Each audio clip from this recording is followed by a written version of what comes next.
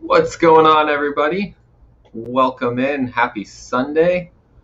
It's time to talk about Final Order Cutoff for this week. For today, we've got Lunar's Cutoff for DC and Scout Comics. And for tomorrow, we have the cutoff for everything in previews, so everything besides those. We got a lot of people already talking in the chat, so thank you guys for hanging out here. I'll shout some of you guys out. We got Something Wong, who is no longer in the chat, but he's out on the road, so appreciate you stopping by to say hi. Station TM Nerdy, welcome in. We got Tapia's Family Unlimited Comics, welcome, welcome. Jason Claiming Comics, thank you for being here. Neighbor to the North 1982 is in the house.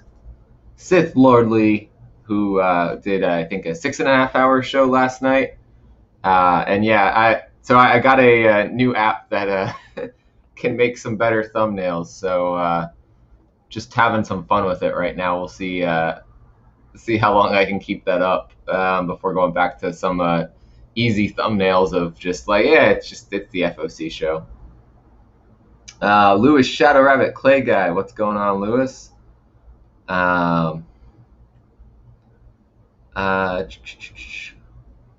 The one and only Batman. Yeah, that was pretty funny. Trent Stewart, welcome in. Trish, hey, how are you doing today? Hope you're feeling better. Good morning, X11 Bravo Comics, welcome in. We got Wesley's Comic Collection in the house. And yeah, we got some awesome covers for Stray Dogs to talk about today. So we'll get into that. We're going to kick it off with the Lunar FOC because that is due today. So we'll kick off with that, and I'll shout out people as they come in. Also, we got Big Herm Collectibles in the house. Welcome in. So we'll kick it off with DC. And our first book up is Batman number 110. James Tynion is continuing his run on Batman. Fight with the Magistrate Enforcer Peacekeeper 1 is going on. And then we still have the backup story with Ghostmaker.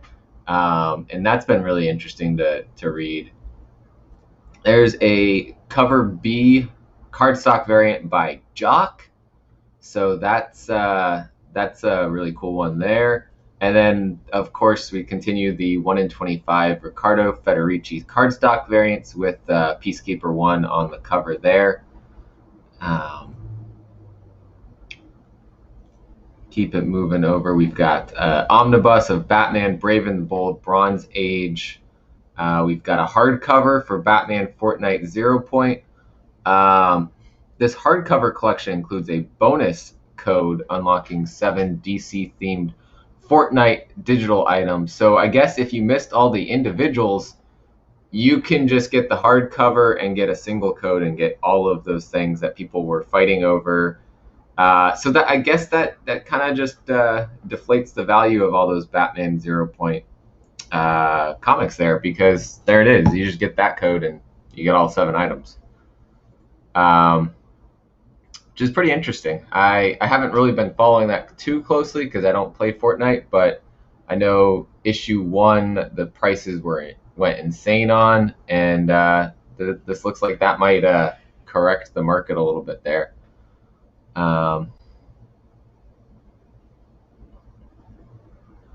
Yeah, let's see. I don't think no one else in the chat knew. You guys are just saying hey to each other. Awesome. Batman Secret Files, The Signal, number 1. So coming out of The Outsiders, The Signal is coming back as Gotham City's daytime protector versus Batman doing the nighttime, I guess.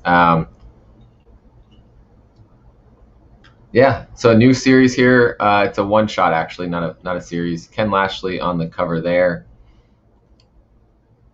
And then we've got a cardstock cover here by Cully Hammer and a 1 in 25 Ken Lashley cardstock. So it's the same as cover A, but cardstock. Interesting.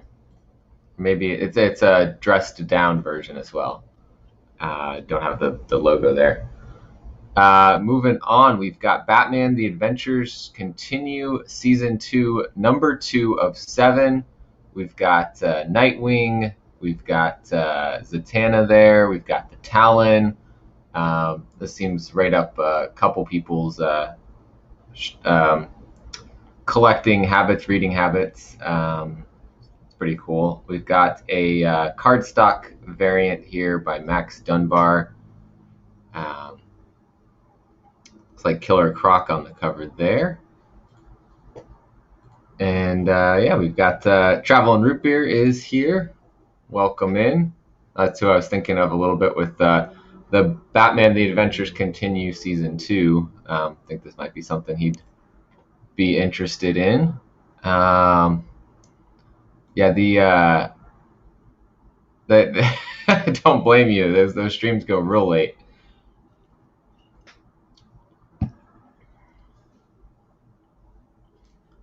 And then we've got moving into Batman Urban Legends number 5. And the reason those covers look better and better is because David Finch has got the covers here, and he does a killer job on these. With also a Tyler Kirkham variant, though, it's I don't know why Lunar's images just take a while to load for some reason. Yeah, another killer cover there, Tyler Kirkham. And I think we had one more. Yeah, we have Mimi Yoon cover here. If that ever loads, we'll let that do its thing. I don't know why.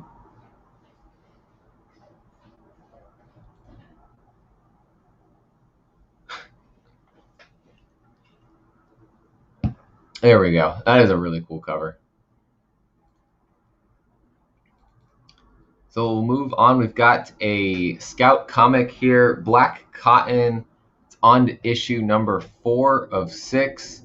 If you guys aren't subscribed to Team Nerd Herd, they are going to be doing a review of issue number 3 with Patrick and Brian. So be on the lookout for that. That's at 6 p.m. Eastern today, I believe, over on the Team Nerd Herd channel. So go check them out. Their link's down in the description. And they just hit 1K subscribers, so congrats to them. Also coming out of DC, we've got Crime Syndicate issue number 5 of 6. So we're on to the penultimate issue here. I've heard some good things about this. I know Copy 801's been reading this one and really enjoying it. Crime Syndicate's now covered over with Legion of Justice on the title. There is a cover B here by Francis Manapul featuring what looks like a Flash character, Johnny Quick. The origin story of Johnny Quick will be in this one. Crush and Lobo, which just came out, I believe, last week, the week before. It's on to issue number 2 of 8. Of course, Crush being Lobo's daughter. I don't know if we'll ever find out who her mother is. They've never really said for sure. But cover art by Amanda Connor here. And a cover B cardstock variant by Dan Mora. Yeah, Marjorie Finnegan is real good.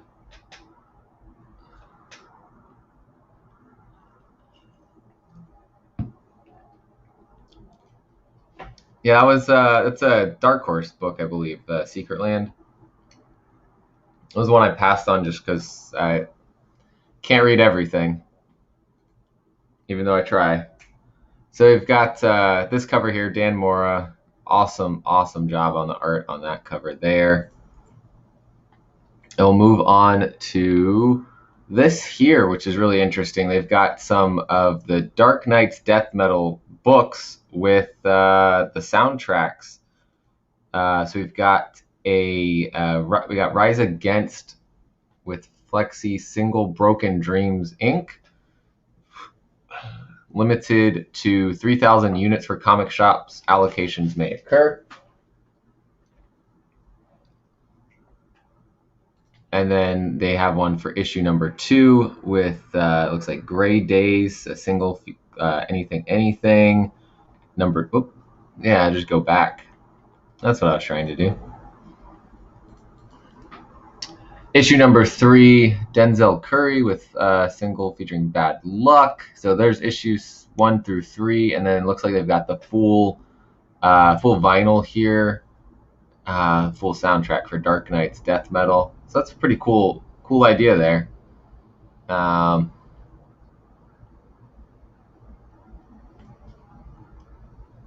Yeah, you gotta get ready for a late night.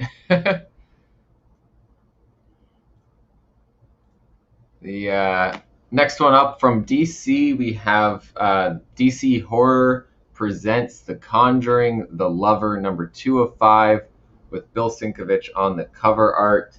So of course we've got this one came out recently, and it's to lead up to tie into the next Conjuring movie. So this one's been getting some good praise there. And then the VHS variant by Ryan Brown with a tribute. So we're picking up into those horror movie tributes like Trish has been doing. The Midsommar homage, that was just phenomenal. And happy Sunday to Sedpool. Welcome in. We'll go through all of those awesome homages that Trish did for Stray Dogs once we head into previews. But first up, we've got some more Scout here from Black Caravan, the horror imprint of Scout Comics. We have Gods of Brutality, number 1 of 4. In 2020, rock god Nick Dillion will step off the stage for the final time, ending his 37-year career as the head of the metal band Gods of Brutality. They're about to release their final album, completing the story he set out to tell 37 years before. In his final interview, he reveals that when he died for 1 minute and 24 seconds, he was actually in hell, where he was tortured by demons. And he prayed to any god that would listen. Thor and Hercules were dispatched to save him. So that's a pretty epic sounding story. I'm here for that. We've got a unlockable cover here, which is pretty cool. So the store has to order 10 copies in order to get this one, and then it's open order after that.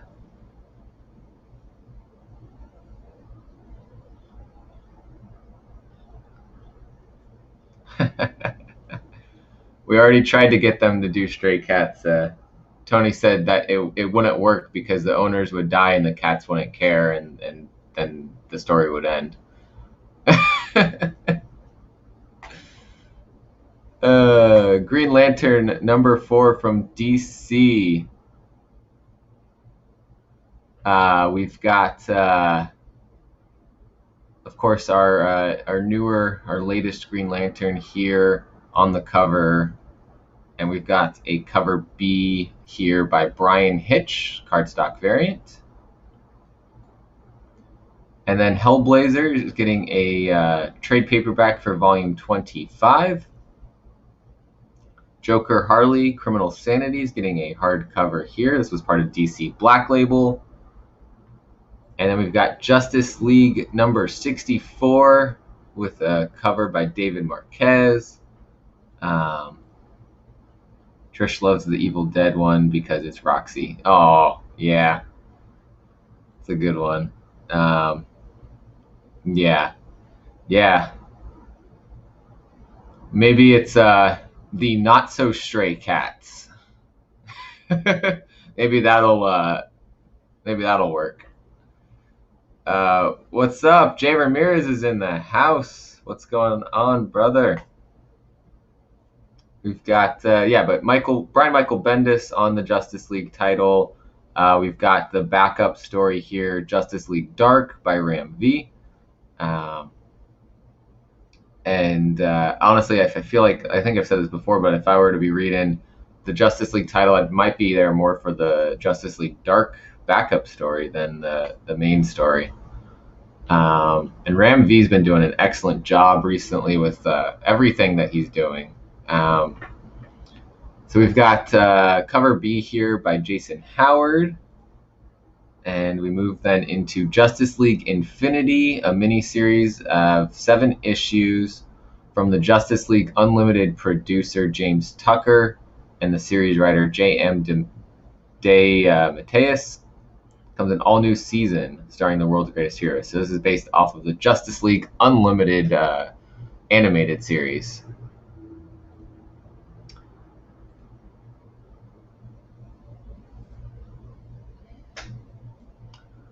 What's going on? We got Louis Logics in the house. I hope you got some great things from those dollar bins. That's awesome. Thanks, Travis. We've got cover B, Scott Hepburn cardstock variant here for the Justice League Infinity. Great cover there. And then over to Scout Comics, we've got Locust #1 second print. So if you remember last week, we had Locust's #1 second print over on previews. Now it's over on the Final Order Cutoff for Lunar. Massimo Rossi, Alex Nieto on this book here. I've heard nothing but good things about it. I missed out on picking up the first print, so I put in an order for the second print this past week. And then look at this. Locust #2 is also on the cutoff here. So if you want to just hop on the series and get #1 and #2 all at once, there you go. I trust Massimo Rossi's writing enough that's what my plan is, to add this to my pull list. He's definitely a good horror writer, and he's done a good job on Vietnam horror. So that's something I'm interested in. We've got also from Scout, Lunar Ladies #1 of 3. A million years ago in outer space, highly advanced society of women lives under the surface of the moon. This is there are some retailer incentives. Retailers purchasing 10 copies of cover A will unlock unlimited orders of cover B. And so cover B is this one right here. I do like that they have that, like, try to get the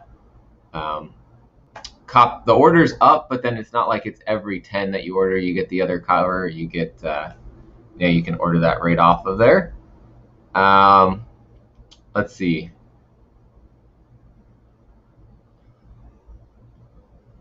Did somebody say horror? Yep, Jay, you know it.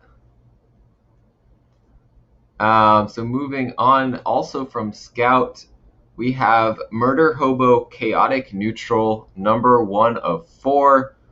Murder Hobo's been such a cool story. Joseph Schmalke and Jarrett Melendez on the writing. Art by Ryan Brown, Steve Levine, Steve Mardo, and Jason Lynch. It's Schmalke and Lynch's idea. We've had a couple Murder Hobo books now, but now we have Chaotic Neutral having a mini-series. Series also launches a new collection of tales featuring the Frothmancer Pimp Daddy, Lord Froth, and his army of undead gigolos, featuring 4 new tales from a new creative team. So yeah, #2 also on here, and it looks like we got a gelatinous cube here. So being someone who's playing D&D right now, I am so excited for checking this out. And Schmalke does some good things. I see a Murder Hobo on my way to work each day. That's great. That's awesome.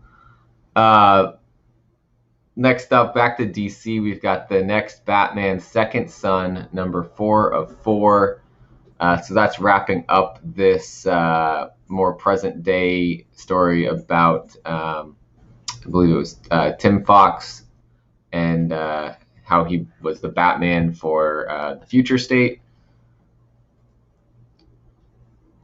And there is a cover B here by Rachta Lin.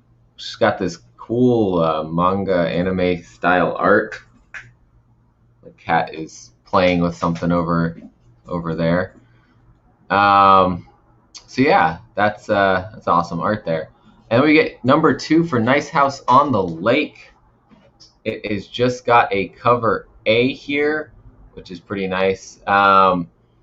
No extra covers, no Bs, no 1 in 25, just simple. Get there, check out the story. Issue 1 was amazing, and I can only imagine issue 2 is just going to keep that going.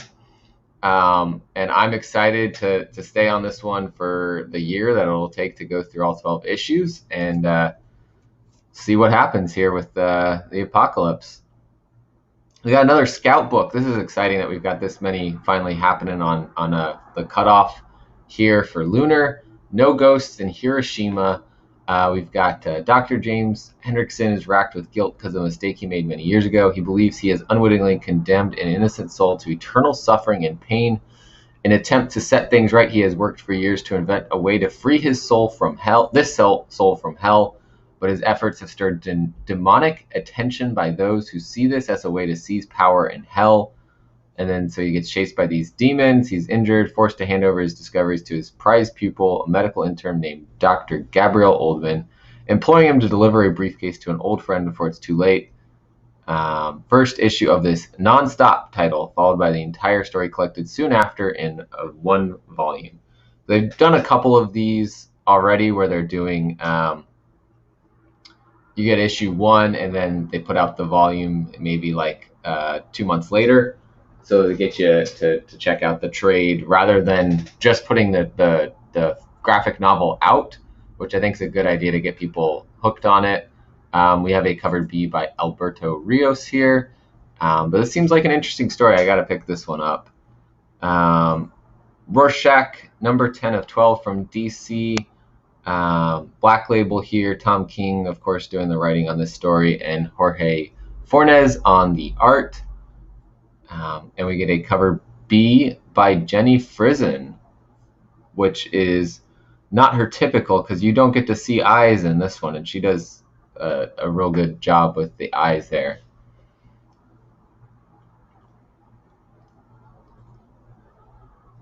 Yeah.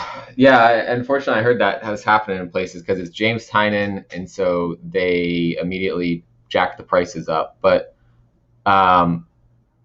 that's ridiculous. It's a new book. They shouldn't be able to do that. Oh, hey, awesome. I'm glad you liked it. It real good. The twist at the end, just that sealed it for me. But I was really intrigued by everything leading up to that. It was just a matter of then that twist there was just like, yep, done. Yeah. I don't get too many DC books, so this is an interesting addition to what I'm reading from DC. Funny enough, I am reading another book by James Tynion from DC, so there you go. DC Black Label book. Let's see what else we got here. We got Sensational Wonder Woman number 5. Amy Chu on the writing, Maria Laura Sinapo on the art, with Marco Santucci doing the cover art here. I got a wild cat running around. This is a really cool cover. I've heard really good things about Sensational Wonder Woman. I know Traveling Root Beer's been reading this one. And a cover B by Dyke Ron.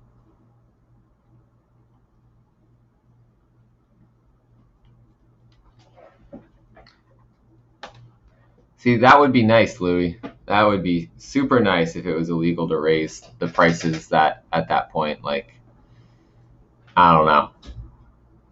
Back to Scout Comics, we've got Stake number 5 on Final Order Cutoff here from Lunar.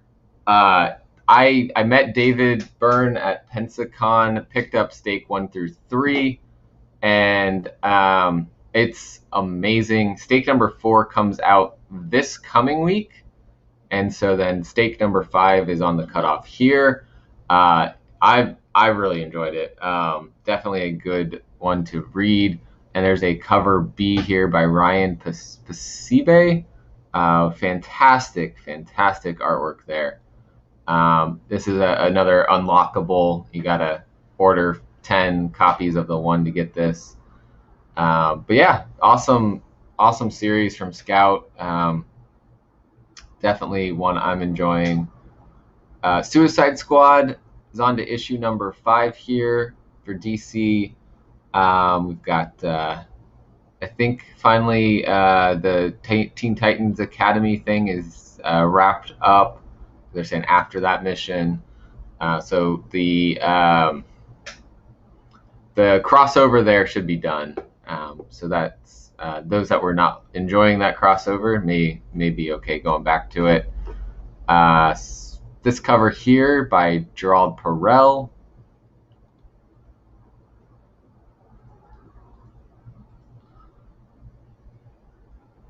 What's going on? We got Bricks the Iron Geek in the house.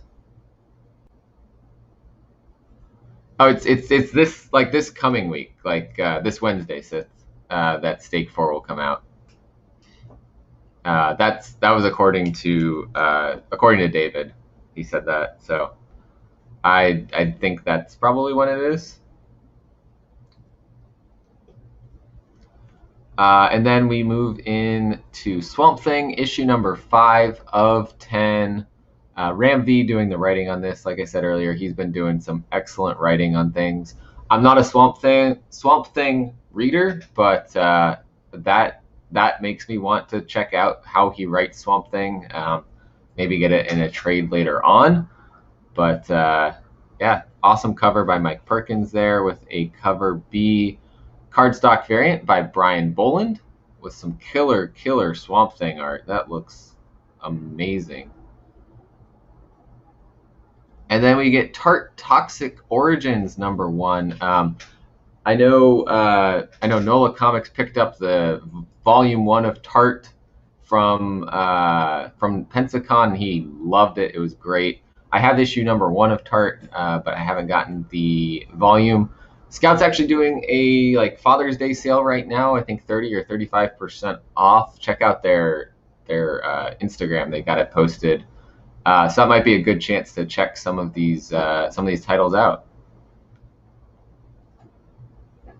And then Unearthed A, Jessica Cruz story trade paperback. Looks like a something that they just did for this, not a collection of anything.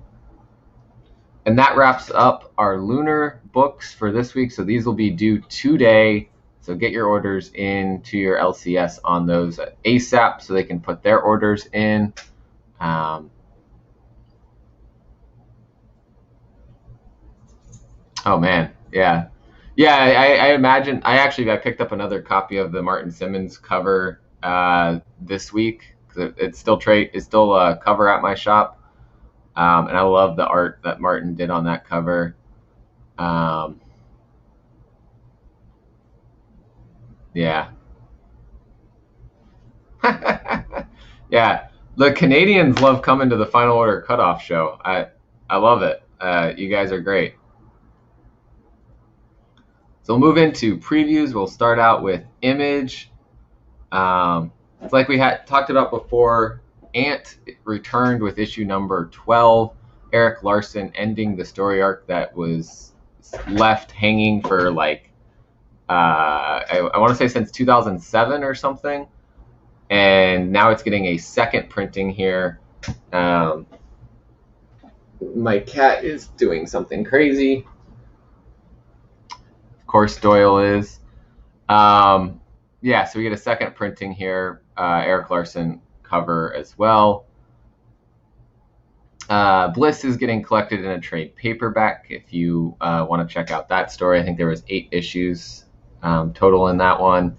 Commanders in Crisis is on issue number 10 of 12 with a main cover here by David Tinto.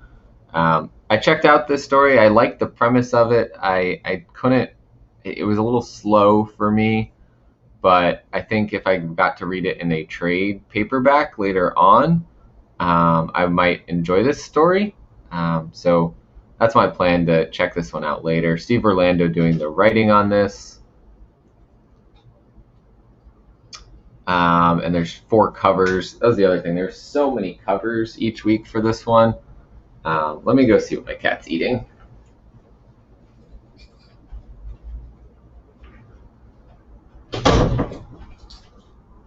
All right.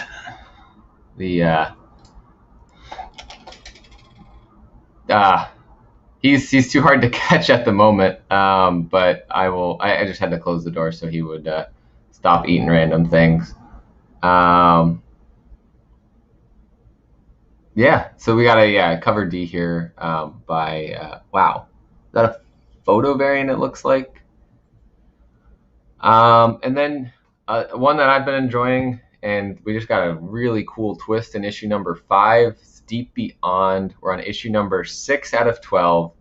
Mirka Andolfo and David Goy doing the writing, and Andrea Brocardo doing the interior art and cover A here. We have an error here on Diamond because that is not Deep Beyond cover B by Andolfo. And then we have a cover C by Darko Lafuente, and a cover D by Sia But I've really been enjoying this. This is like a little bit of a sci-fi horror type of vibe. Not like strictly horror, but more on the sci-fi side of that. And it's in, underwater kind of thing. Now they're through a portal to somewhere, but definitely a good sci-fi type of read. Firepower is on to issue number 13, so new story arc here. Who knows what they're going to have happen next, other than the hints we've had about these snake people. So they've been doing a good job hinting of the future arc, but it did end in a satisfying spot for issue number 12. So for me, I almost dropped it because of that, but I also was like, I really actually am enjoying the story, so I'm sticking with it. If this story arc isn't as strong as the last, that might get me to drop it, but overall an enjoyable read. Geiger number 3 is getting a second printing here with the glowing skull. A little bit of a Hamlet vibe there. And then we have Geiger number 4 with a couple covers. This is the main cover A by Gary Frank and Brad Anderson. Looking pretty cool, kind of Mad Maxy.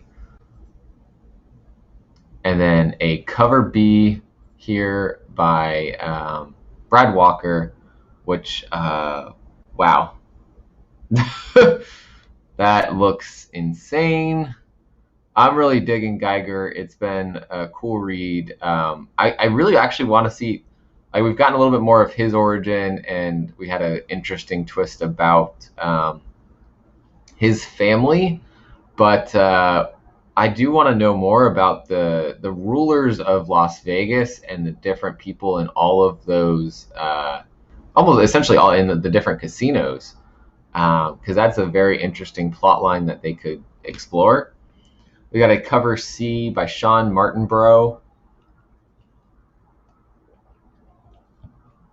and a cover D by Gary Frank here. But yeah, so he's with these 2 girls that escaped from the place where the king is, and they are out there, and he's seemingly going to be protecting them.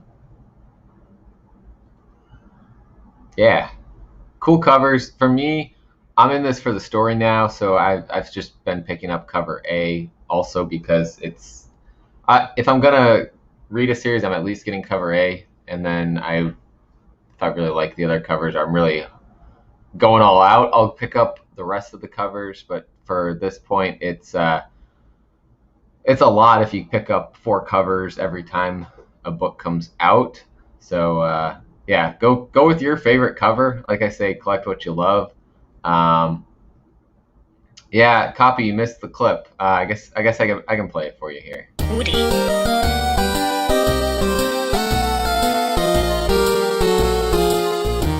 C. You missed all the DC stuff, but yeah, Geiger covers have all been fire.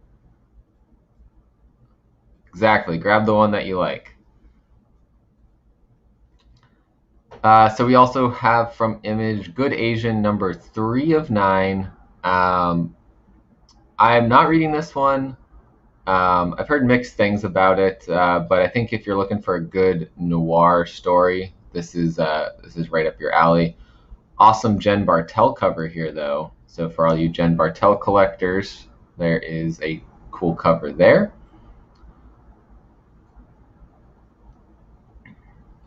Yeah. Shout out Alan and Carla, who filmed that Woody car for Sith to make that clip. We've got Hey Kids Comics, Volume 2, Profits and Loss, number 3 of 6. I really don't know a whole lot about this one. And I never knew there was a Volume 1. But just the title sounds really intriguing. And then, Inkblot number 10. So I figured I'd wear the Inkblot shirt today. Emma Kubert, Rusty Glad, writing and illustrating this one. This is always like that. This is the lighthearted book I have to read after I read Stray Dogs because I'm very, very sad and distressed. But it works out, I know Trish is watching, but always gets me emotionally when I read Stray Dogs. So you gotta read something lighthearted and hug your pets afterwards.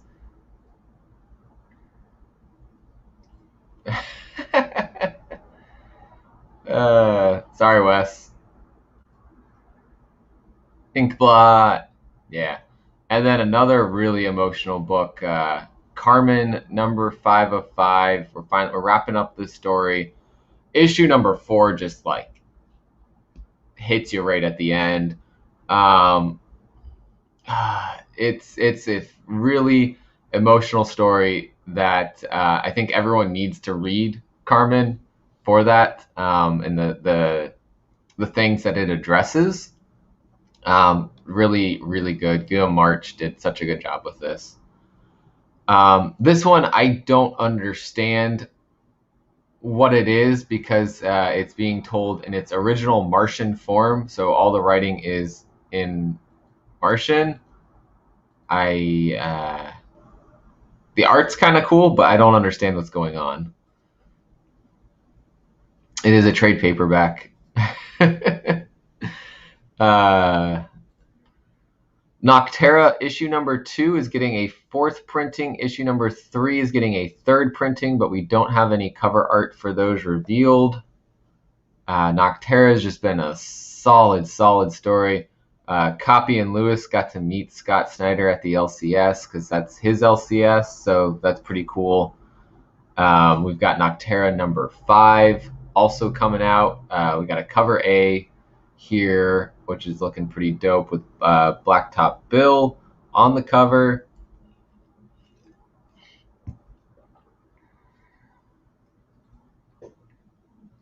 So what's interesting is Noctera number 2 is onto a 4th printing. Noctera number 1 I don't think has gone beyond 2nd print. But I think that's because the first print had a lot of, it had a high print level because there was 1 in 100 ratios. There might have been a 1 in 200 even. And so issue number 2, though, the orders just plummeted because that's what's expected with issue number 2s. But it stayed such a good story that now they've had to go back to multiple printings for issue number 2. Unfortunately, the cover art hasn't been different for these printings, so I don't know if that's going to be the case again or if we're going to get new cover art here. But with issue number 5, we've got a cover B by Carrie Nord, and then a cover C by Tony Daniel doing another cover here. And we also have a cover D this time by Francesco Francavilla, who I think I have their store variant for issue number 1.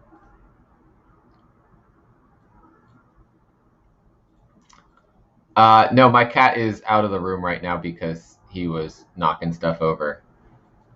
What's going on? We got Real Rude 6 in the house. Welcome in.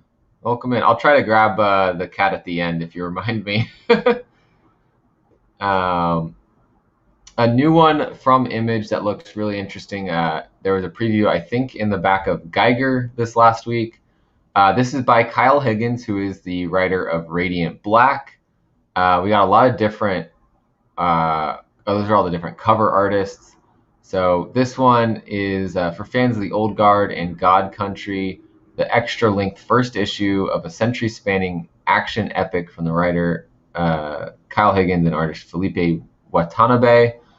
The luminary, the prodigy, the brute, the trickster, the innovator, 5 gods from a realm beyond our own, leaders in the war of immortals, at least they were before they were, trapped, sent to a planet made into a prison, forced into an endless cycle of human death and reincarnation. Christopher is 22. He's got 2 loving parents and a 12-year-old sister. He works at a paint store.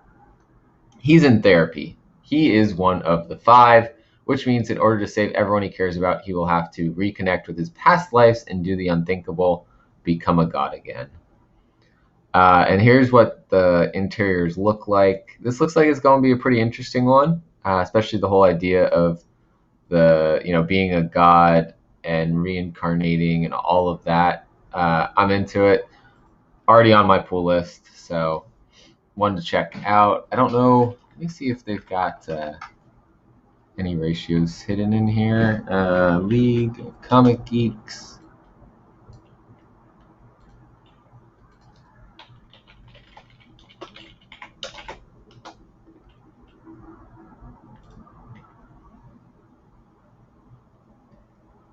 Nope. So we do have some, looks like store exclusives. Rod Reese is doing one with Things from Another World. And then Tula Lote is doing one. I don't know where, though.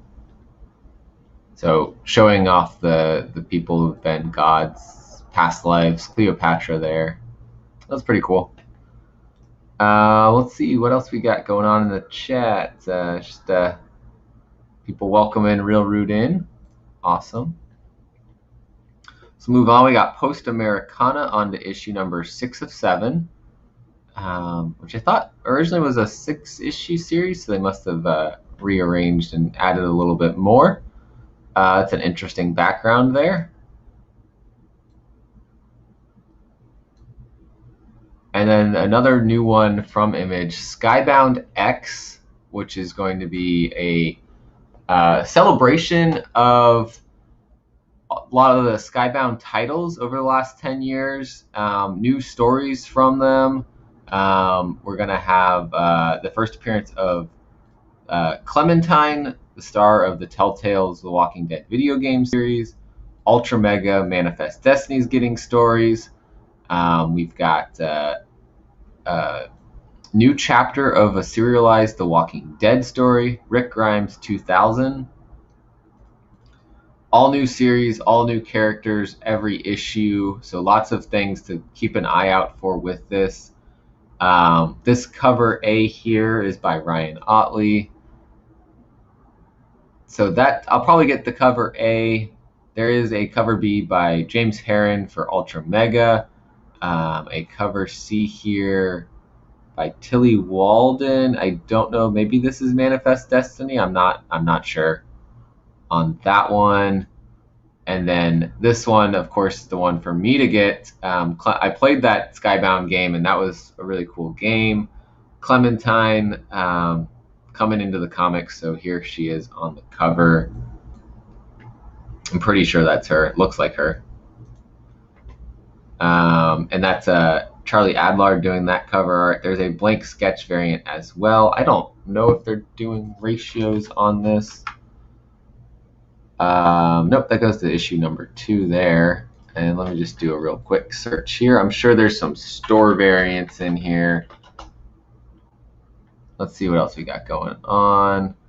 Louis Logic saying, I'm skipping Ordinary Gods, hope I don't regret it. It just seems like a good story, something that I'm interested in checking out. Let's see. So,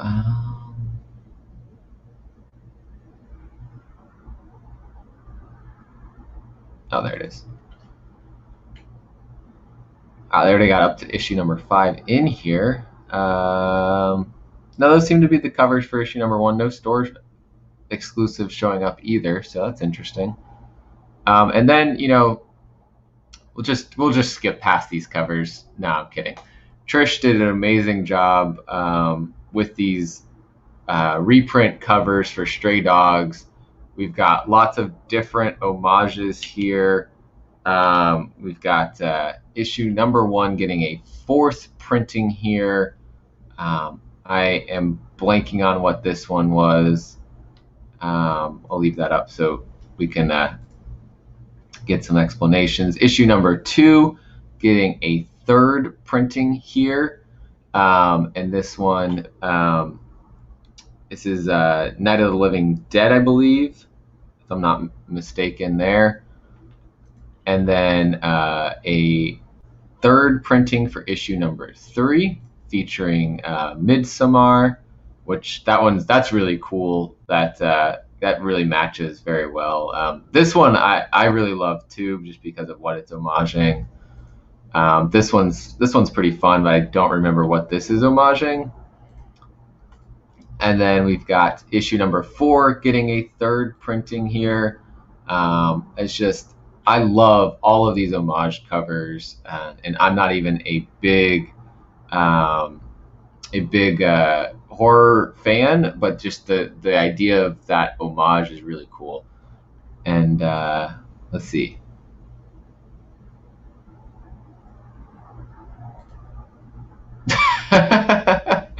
Felt like I was hanging out with you guys because I was in all the clips. That's funny. Let's see. I like Higgins. I'm skipping Ordinary Gods too. Just doesn't tick the right box. Hey, some people are into the whole the gods being like forced to be ordinary people kind of idea, and that's an intriguing thought for me. So that's why I want to check it out. Yeah, that's what that is. Thank you. The thing on the first one. You are spot on there. And thank you, Joe. We got Space Bastards on the list today too, so we'll be talking about that when we get down there. Giant sized Manicorns issue, but there's Joe with us in the chat, so welcome in, Joe. But yeah, lots of cool homages there. I am all in on those. Absolutely. And then we end Image with The Walking Dead Deluxe, number 18. 3 covers here. I think this one is part of a connecting set by Dave Raposa.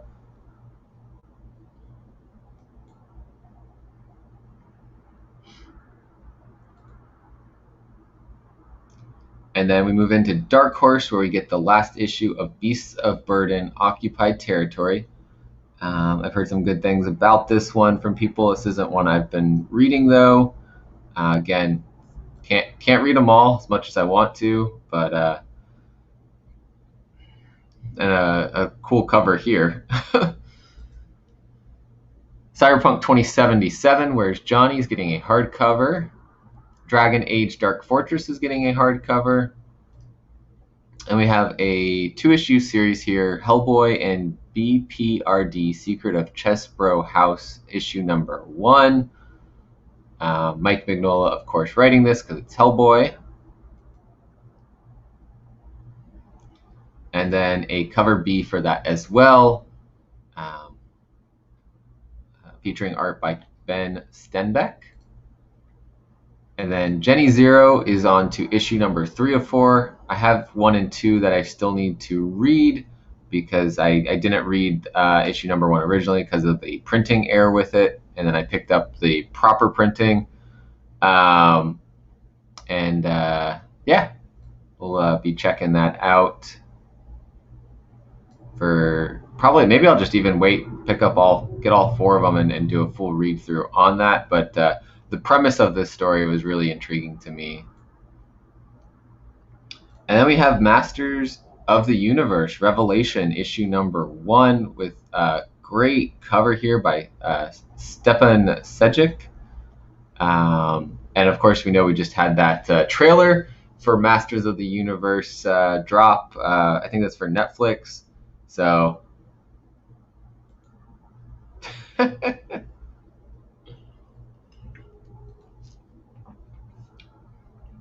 that's pretty much the way to go with the Spine Tick show. Just scroll on through, wait for that to pop up, or wait for the padded bicycling pants to pop up. Oh man, love it. There's a cover B for Masters of the Universe by Mike Mignola here. And the writing for this story is by Kevin Smith, Rob David, and Tim Sheridan. So that's pretty interesting. It's a prequel to the upcoming series. And then we have Nocturnal's Omnibus hardcover here. Pretty cool cover there.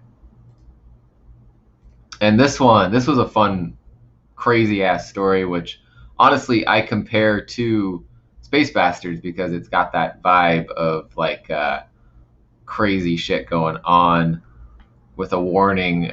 This book contains odious language, wanton drug use, willful violence, unabashed lechery, and generally loathsome behavior. And Joe, you might actually like this one just based off that recent comment. In this issue, full frontal nudity on the very first page. So this has been an interesting first issue. And now we're on to issue number 2 of 5 for that series.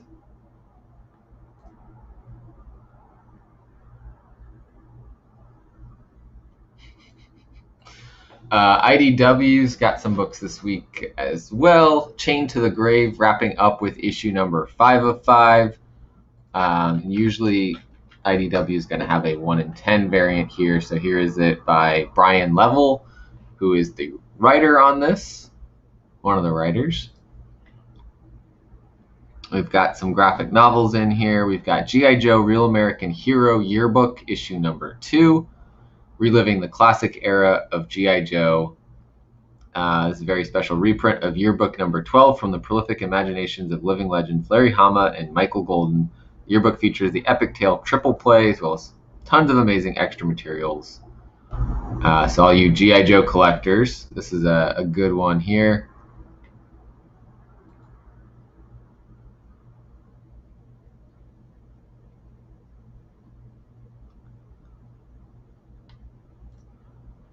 We've got Marvel Action, Captain Marvel number 5 here, Sweeney Boo on the cover art, and we have a 1 in 10 by Megan Levins.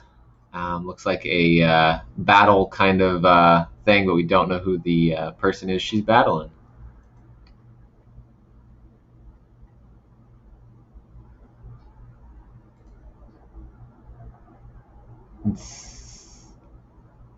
But did Jay, did you just change your name on here? Weren't you like earlier in the chat still Jay Ramirez on there?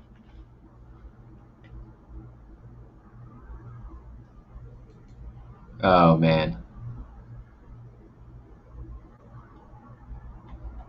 Anyways, we've got Snake Eyes Dead Game number 5 of 5. I don't know why the 1 in 25 is showing. Okay, there's the rest of it. So the 1 in 25 is a black and white version of the cover by Rob Liefeld with a cover A here, the colored Rob Liefeld there, and a cover B by Rob Liefeld. This is his story here. Yeah, so that is that for IDW. We've got Star Wars Adventures issue number 6. Pretty cool cover on the front here. glimpse into the times of the High Republic with the story of the Nihil happening in this one. So if you are hyped on all the stuff with the Nihil in the High Republic, it's pretty much all that's going on, but I don't expect anything different from Sith. I mean, if you guys have read Space Bastards, gotta expect it from Joe too. Come on, guys.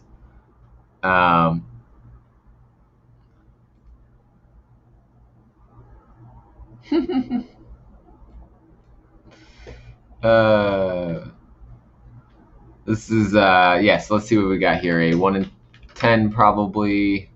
FICO Ocio on the cover art, and yeah, we've got the Nihil on the cover for the 1 in 10 because we got the glimpse into that. So that's interesting if that's what you're looking to collect, is things with like this character here. I think that was at the Eye of the Nihil or something like that.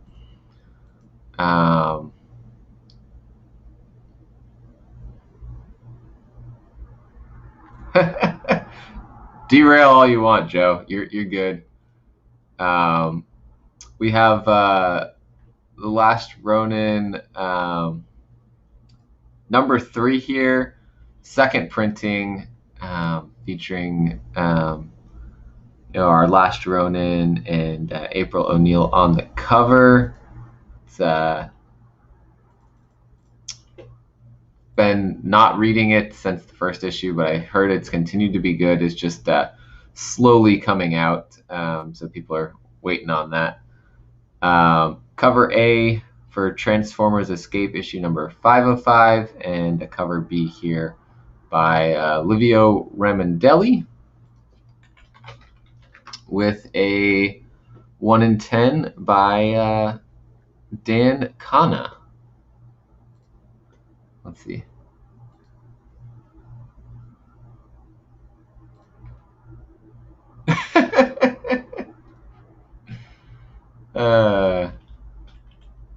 That's yeah. I mean, we go from we go from the Saturday Night Spine Tick show where it's not serious, having fun kind of stuff, to my show the next morning where I'm trying to tell you guys about the comics, but we got to have some fun with it. So you guys do that. Yeah. So yeah, The Last Ronin, they're all like magazine sized, and they've all been $8.99, and that's why I did not continue reading it, just because of the price point. But yeah, so that is our IDW books this week. It's a pretty big week for IDW. Marvel's got some interesting things going on. We've got Amazing Spider-Man issue number 7D. Mark Bagley cover here. Sinister War Prelude with some cool variants here. We've got a Momoko anime variant of the Green Goblin. And we've got a David Baldeon handbook variant with Doc Ock on the cover with information about him there. Hey, we got Ultra Maximus in here. What's going on, Ultra? Welcome in. Awesome to see you in here. So let's see what we got. It probably, given we're going into this. Yeah, here we go. We've got a ratio variant here for issue number 70 by Roge Antonia with Kindred on the cover. I thought Kindred was supposed to be done, so I don't know what's going on there anymore. And that ends for issue 70. And then we've got Amazing Spider-Man Annual, issue number 2. We've got Spider-Man versus Star. This ties into the Infinite Destinies storyline, and then is part 4 of 8 for Infinite Fury. Agent Fury versus Agent Coulson going on here. So Sedpool. So these books, these Stray Dogs reprints, are on final order cutoff for today, or tomorrow, sorry. So tomorrow is the order cutoff for these. So they weren't probably on the original preview stuff because these got announced very recently. So just email them or call them and just say, hey, I want Stray Dogs, if you're just looking for the Midsummer one, Stray Dogs #3 third printing. And what you can do is actually give them this code here, APR. I'll copy this into the chat for you. If you give them that code, they can look that up in previews and put the order in for that book. So that's one of the easiest ways to do that. But yeah, things that end up like a reprint generally don't show up on their regular pre-order list, but they come in, like these just got announced within the last week, so these just pop then into the final order cutoff ordering for the image books.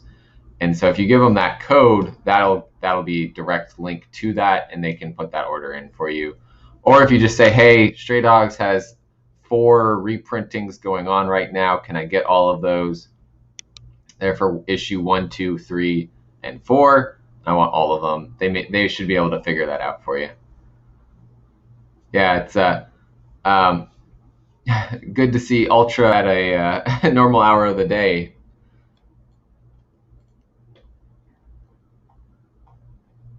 So back over with Marvel here, the Spider-Man annual #2 has a Ron Lim connecting variant that goes into all of the Infinite Destinies things. Of course, these all have something related to the Infinity Stones happening in these annuals. So if you're trying to read the connecting things, this is the 4th part of the Infinite Destinies storyline. It's in a bunch of different annuals. It's been like every week, I think there's at least one that shows up on Final Order Cutoff.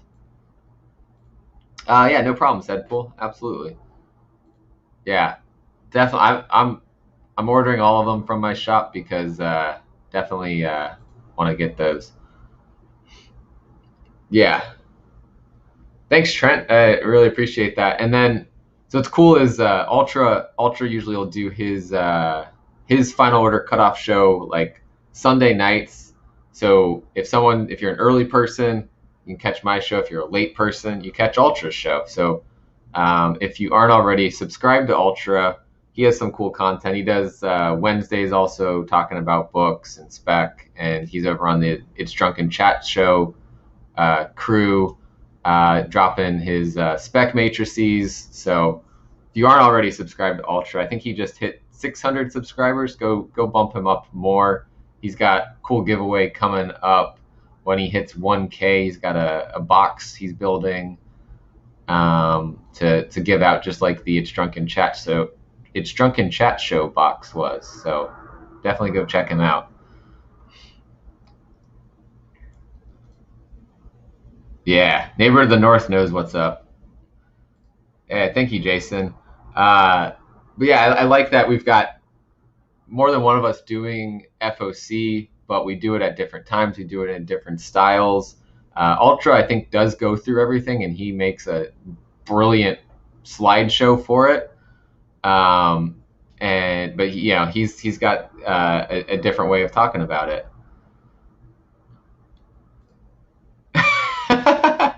Yeah, it's the spec matrices. Come on, not spec matrices, because that just doesn't work. Yeah, go check Ultra out. I think I have Ultra's link down in my description below too, if you guys need a direct link over there. Look at this brilliant cover here by Celli for America Chavez, made in the issue #4 of 5. Killer colors on this one. And this story, this has been really good. I've just been picking it up each week. I don't even have it on my pool. But now I need to probably just add the last 2 to make sure I get the rest of this. We just had her sister have a first appearance in issue 3. Riverhood 6 is watching 10 FOC shows over the week. Yeah, yeah. We have the FOC Spotlight on Spine Ticks on Saturday nights. where certain books get highlighted and they talk about those. We get the full thing that Ultra's working on right now for tonight, and then I go through and do it just through the previews catalog, because then I can show you guys just kind of what's in here. I know I missed some things with the ratio variants and all that, but I focus a lot more on the stories and talking about that, and try to get you the ratios when I see those. And I know to look. Nothing for America Chavez, number 4 though. And the other weird thing is that previews catalog doesn't always have them in there, even though they should be, or they're not in the spot that makes sense. But how many do you watch sober? Real Rude 6, the interesting question there. Phil waking up from the late night with spine ticks last night. Welcome in, Phil.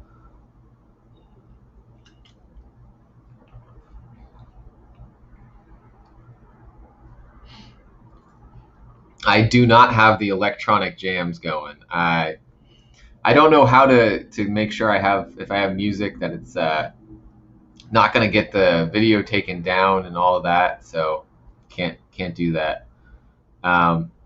We've got Avengers number 46, Jason Aaron going strong on this story.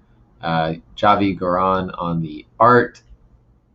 World War She-Hulk is happening here. And the Winter Guard are tasked with bringing her to justice. So it looks like we might have a World War She-Hulk story instead of World War Hulk. With a Momoko anime variant here, with Blade on the cover. And let's see, maybe a ratio on this one? No ratio showing up. Captain America hitting issue number 30 with a great cover by Alex Ross here. Final issue of Ta-Nehisi Coates' landmark run on Captain America. So we'll conclude this story here, and who knows how we'll reboot Captain America after this. But we do have a Spider-Man Villains variant with Kraven on the cover. This art by Torrin Clark. Check out the chat here. Phil tried to be awake by 2. He just missed it by a little bit.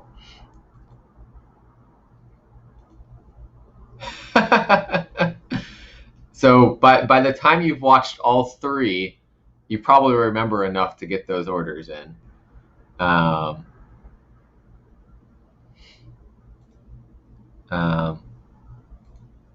Perfect. That's exactly what I need, Phil. I need those. Actually, you know who should sing and record us some electronic jams? Real Rude 6 with his Ultron voice. That's what we need.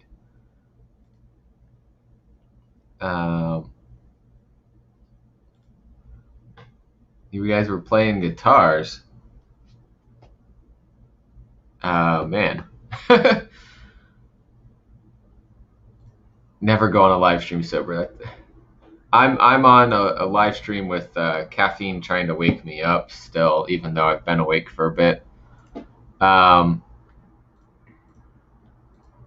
So we've got next up, Children of the Atom, issue number 5 here. Vita Ayala on the writing, RB Silva doing this awesome cover here. And Paco Medina inside. One of the characters, Coda, has been captured. Someone is out for revenge on the X-Men, and you'll never guess who. The Children of the Atom caught in the crossfires of the war on the mutants and need a hero. They might be among them.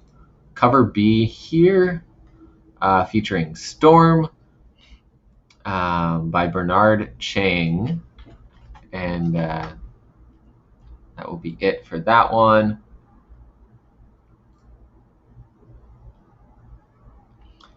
I'm going to have to watch what I missed after I fell asleep, because I know Harry Old Fat Guy, Real Rude Sick, the whole like BLCC crew was on there. I know that. Oh jeez, I don't think I can even stay up that late anymore, Seth. Like I pass out like 2-3 hours into the show. Let's see what else we got here. We got Extreme Carnage Alpha #1. We got Anti-Venom on the cover, or Agent Anti-Venom on the cover with Scream.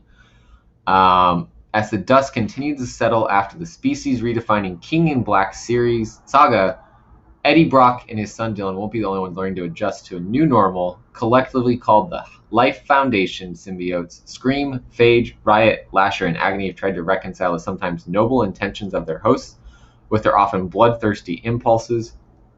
But the Life Foundation symbiotes aren't the only ones to play a part in the story, and they aren't the only symbiotes to find themselves reinvented after the King in Black. They have an older sibling who may be reinvented in its own right, Carnage.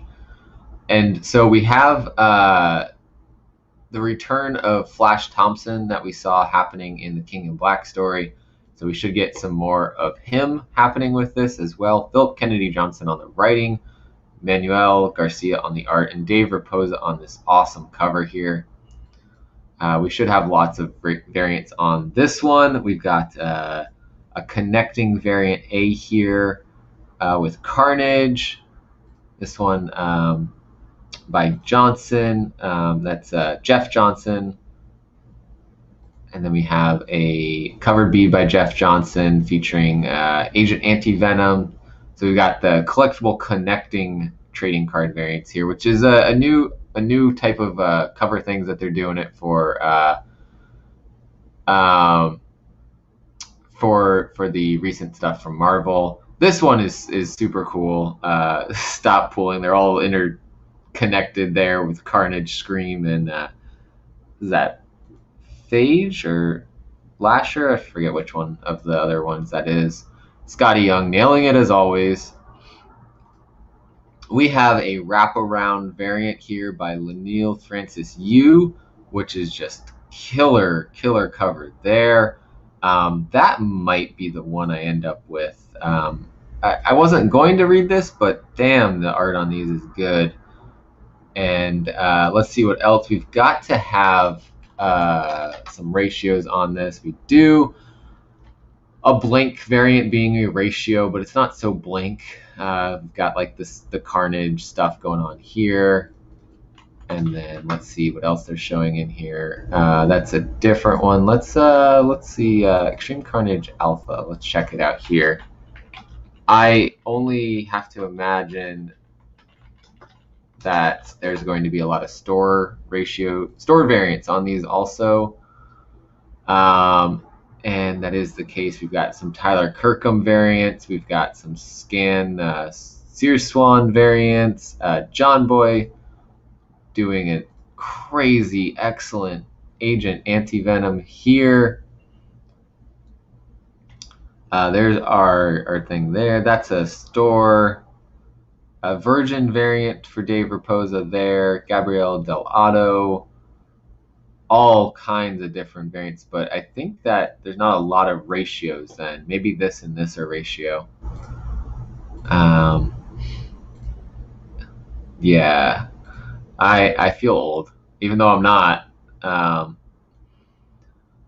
I've hung out with the Space Bastards. They're great dudes. Joe and Eric are great guys. Had them on here twice. Yeah. Yeah, it's good to have Flash Thompson back. I like that they really did keep him dead, and the way that they brought him back made a lot of sense. And it wasn't just like there's no consequences kind of death originally, but they were able to bring him back in a way that, like, it was a decent bit of time that we left him dead, but I'm glad to see him back. There is no Ron Lim variant showing up for Extreme Carnage Alpha #1. Not that I see. So we've got Hellions issue number 13. This looks like we're post Gala now. Don't worry, Mr. Sinister is fine. Not really. It looks like his clone is returning to Krakoa to claim the cape and also destroy the Hellions. There's a cover A and a cover B by Russell Dodderman here, which looks phenomenal with all the different Psylocke costume designs there. I don't think there's a ratio on this one, but nope, nothing coming up.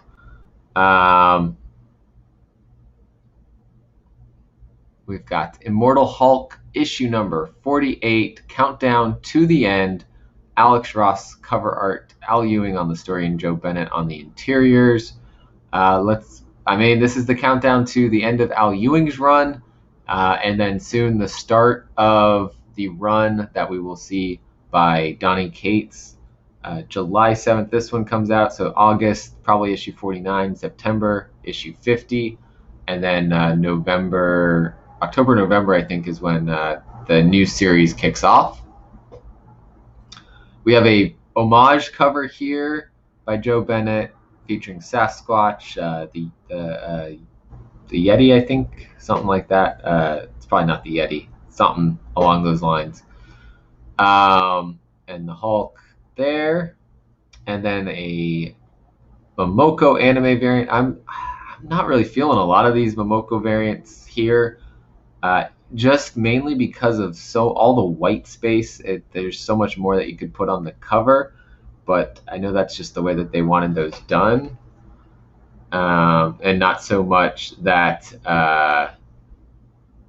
that's necessarily a dig against her art, but I just wish it was done a little bit more there. We've got a Marvel portfolio for Mark Brooks featuring his X-Men wraparound cover here for the cover art for that. $50 for the collection of some of his artwork. Some trade paperbacks in here as well for you to catch up on some stories. We also have Runaways issue number 37 here. Rainbow Rowell on the writing. Genolette Andres on the art, and Chris Anka on the cover art here. I have not read anything from the Runaways, unfortunately, and they are one issue until they hit the legacy numbering issue number 100. We've got some more trades and omnibuses here, including Savage Sword of Conan omnibus. And then Star Wars Bounty Hunters on to issue number 14, where we've got being hunted, Han Solo here. Who's going to find him first? Death Sticks, a mystery assassin. We got Dinger, Valance. Lots of different bounty hunters happening on this one.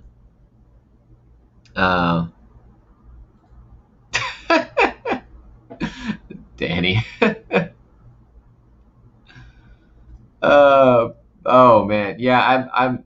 There were one or two of these upcoming Momoko variants that I do really dig. I think there's a Spider-Gwen one that I like. The Green Goblin one's okay. The Hulk one, not my favorite. She does some really good art, and so for me, this is just kind of a letdown of what she can do. Star Wars Bounty Hunters number 14. Chris Sprouse doing, of course, the 50th anniversary here for Lucasfilms. Chris Sprouse has done an excellent job with these like movie homage or scene homages from the movies for Star Wars.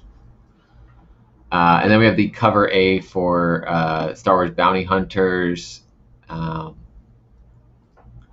Yeah, do the thing.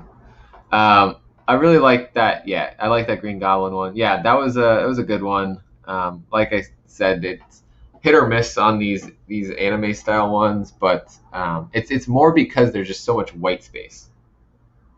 The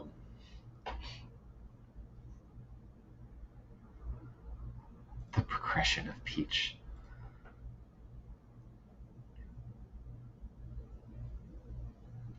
Oh dear God, the chat has gone there.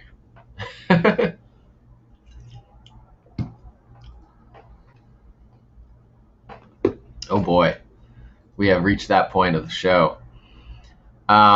So we also have Loki and Thor Double Trouble issue number 4 of 4, where we've got Lady Loki and Jane Foster's Thor here as well.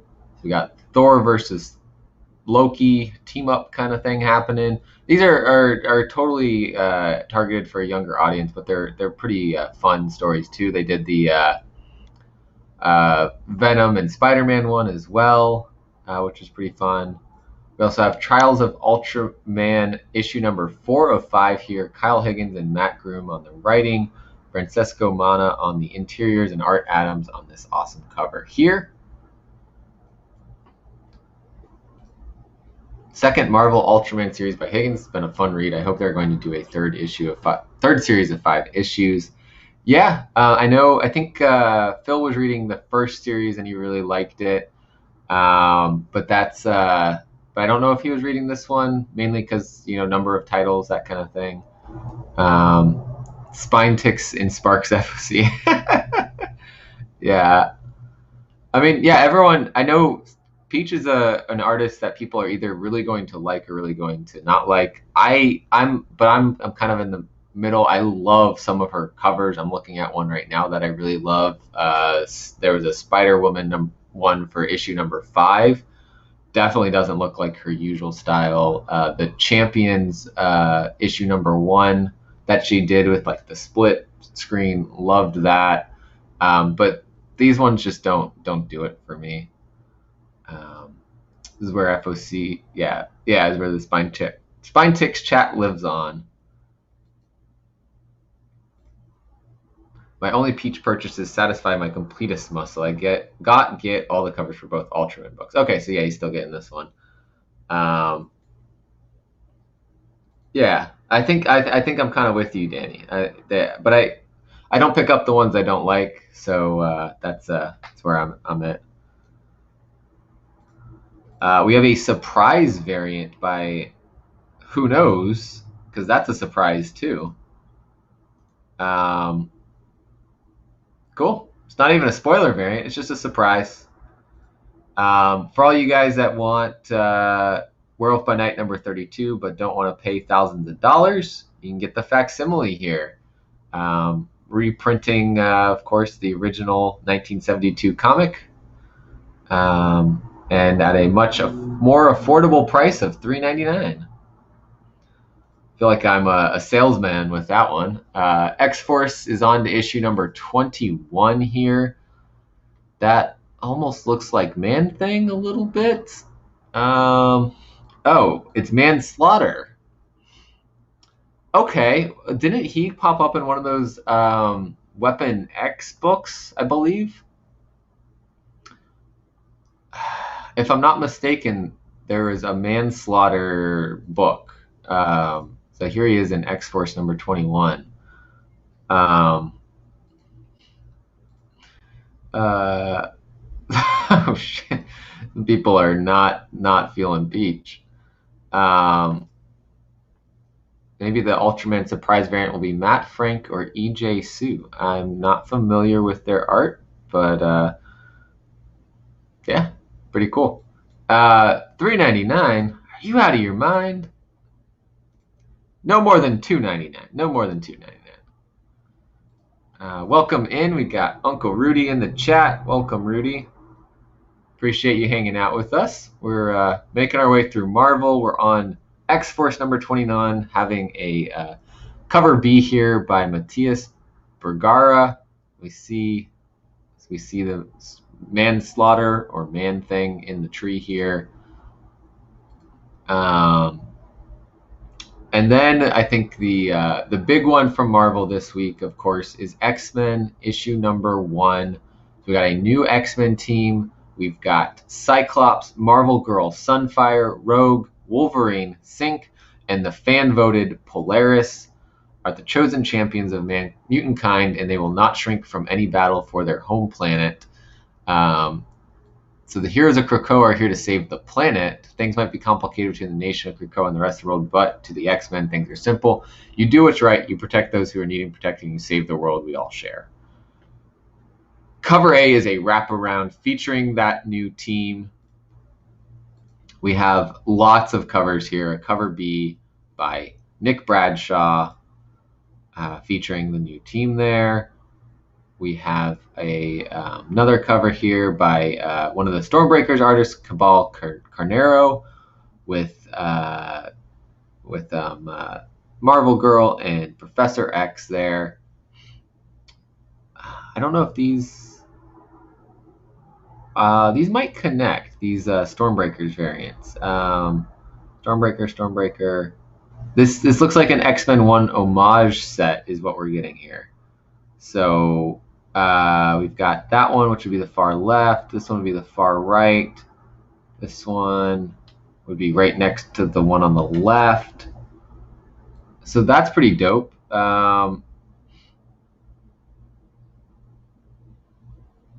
Yeah, so these Stormbreakers, so where's the, here's the other one. This RB Silva, or this might be Bustos. Yeah, so we've got this one is the third one then. So imagine this is the first one, second one, third one, fourth one. So all of those connect to make the homage to the X-Men #1. So if you're into those connecting variants, if you're into the homage to X-Men #1's set of variants from the 90s, that is right there where you'd want to go.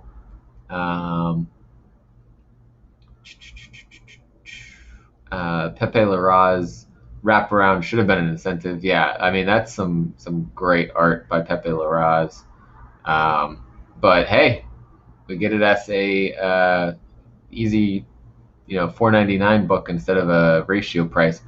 Supposedly, yeah, Kevin Feige appears in this. Kevin Feige appears in X-Men 21, I believe, not X-Men 1. Okay, so that is accurate that they're saying. So if it's Cabal and Carnero, Juan Cabal, Carmen Nunez Carnero did this together. And this one just has Joshua Cassara doing it. But this one had Silva, Bustos, and Gleason on it. And then I thought there was one that had this one says Momoko and Ivan Coelho. So I don't know what part she did. Maybe she did the backgrounds on this one. She had to. That's her style back there. And then he did the foreground.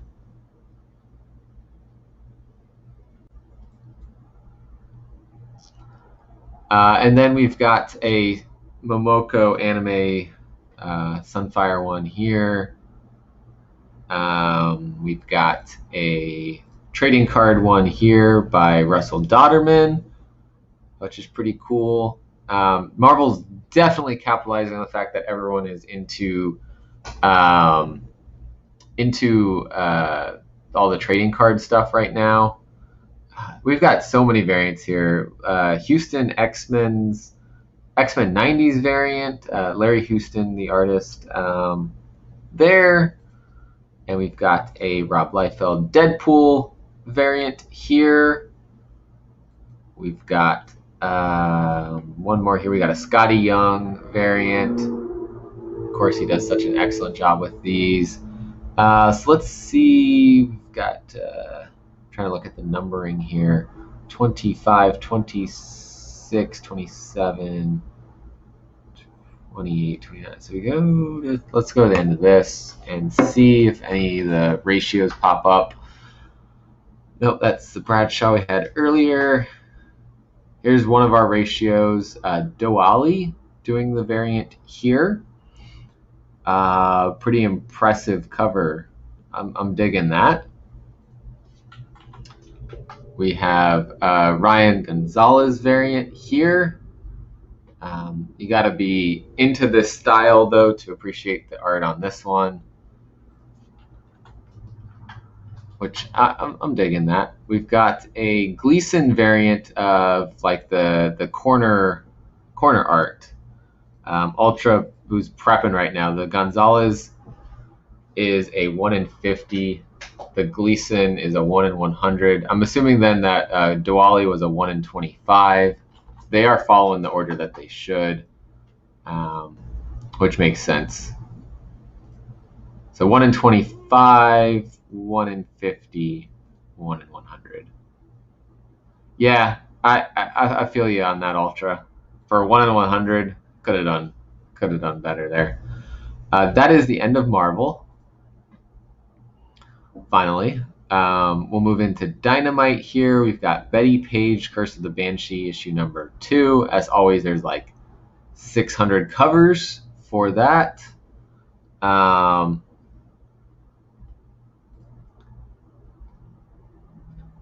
There you go. So all you Ryan Gonzalez collectors,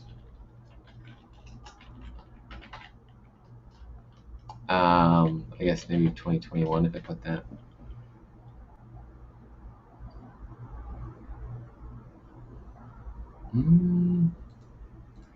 Doesn't seem to be finding it. I was going to bring it up here, but with the number of X-Men titles that there are, here we go. So issue number 1, we've got all kinds of things. We got Kirkham store variant, a Shannon Mayer store variant. Here's these two connecting a little bit. We've got a Cale New variant. We've got an homage to the Uncanny X-Men number 1. We had, of course, the J. Scott Campbell one that was on the Reed Pop store, which sold out pretty quickly. We have Ji Hung Lee variants here. I'm not yet seeing. We got a David Nakayama set of variants where green or yellow here. So A, B, C, D. Don't know why that many had to happen there, but okay. Some reason they do not see. It looks like there's a 1 in 10 design variant also that does not seem to be popping up with cover art yet. For some reason they don't have. I was hoping they would have the Ryan Gonzalez one that you're talking about, Ultra, just to show off, but yeah, getting close to the goods. Yeah, so Betty Page takes up like half of Dynamite there. Kiss Army of Darkness has a comic here. So all you Kiss fans, here's a comic. Says signed by rock legend Gene Simmons. Oh, $200 if you want to do that. Okay, that's weird. We've got Red Sonja, Black, White, and Red. So they are literally copying the Marvel Black, White, and Bloods and doing a Red Sonja series for that. And we have Vampirella number 21 with some FOC variants there. And then one that I think's got a lot of stuff on FOC this week that I'm into. We got Boom Studios here with Basilisk number 2. This cover off the bat is amazing. Jonas Scharf is doing some awesome art with Basilisk. I love the story. It was shorter than I was hoping, but it was a great story. And we've got several covers here, as always. This one I think is one really to not miss. Martin Simmons just destroyed this cover. Awesome cover. Phenomenal.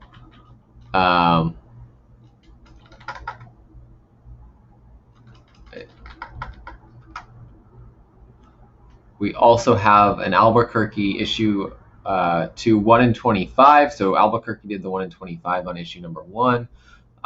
Not as big of a fan of this style here, but the 1 in 25 for Martin Simmons, so just the version of the cover B, and then probably would be a 1 per store version of the cover A. They like to do those as well.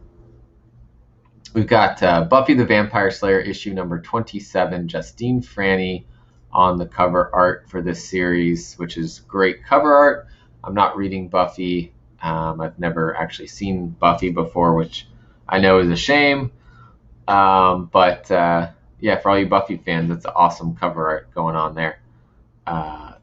Fire covers, yeah, and Simmons is on it. So it's a real good series. 5 issues is, I thought 5 issues was planned, but they don't say 1 of 5 anymore. So hopefully not. I'd love to see this world explored a lot more.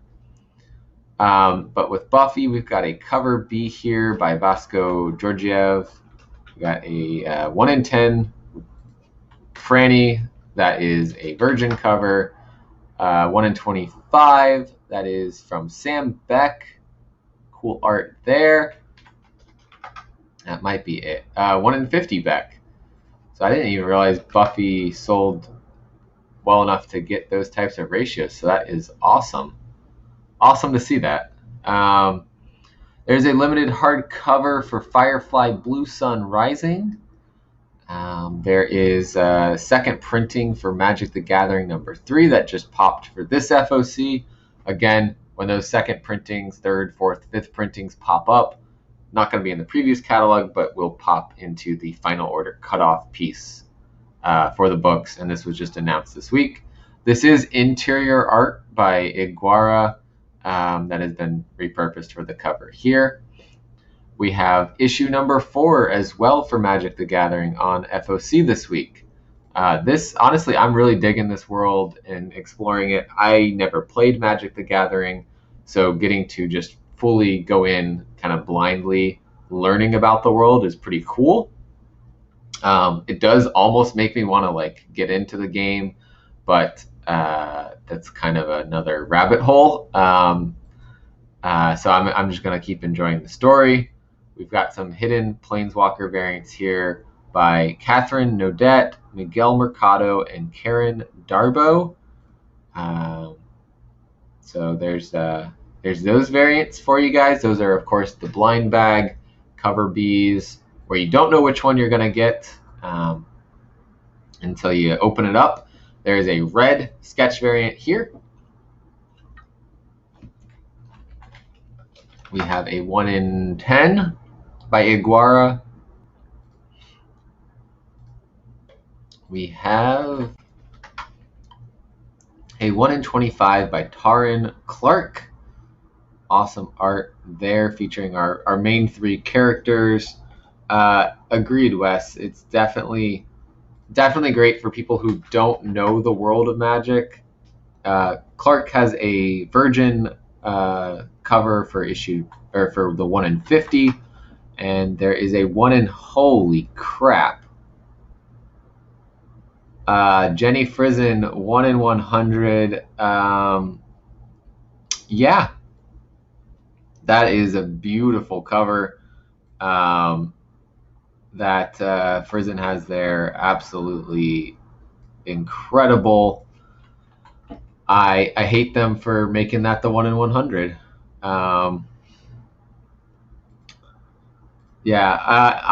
probably not going to actually get into it. If I did, I think there is like a computer game version of it that I could try that, but I wouldn't get into actually playing the card game, because that's I don't have anybody to play with, 1, and 2, that's a rabbit hole.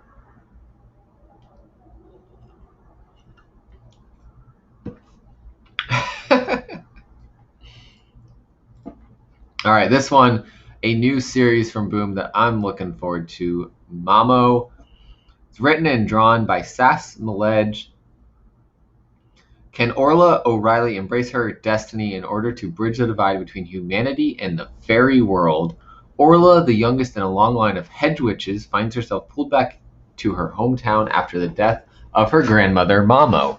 Without Mamo managing magical relationships between the townsfolk and the Fae, the seas are impossible to fish, the crops have soured, and Joe Manolo's attic has been taken over by a poltergeist.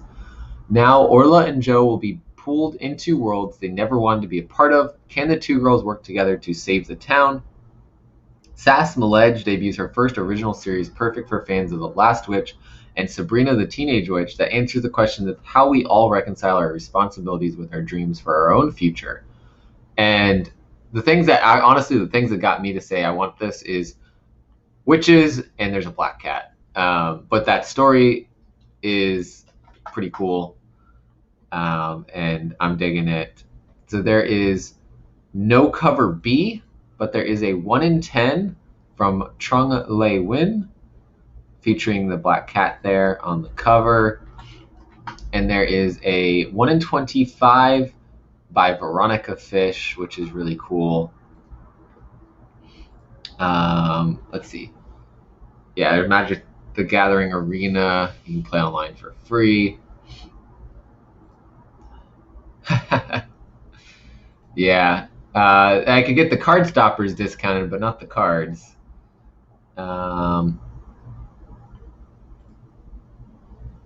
Wait, you want to see the tentacles again?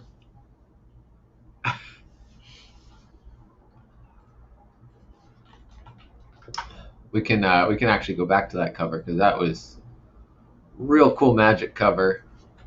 I think that was 61. Nope. 63. This one. That is the tentacle head cover, as Phil was saying. But yeah, awesome Jenny Frison art.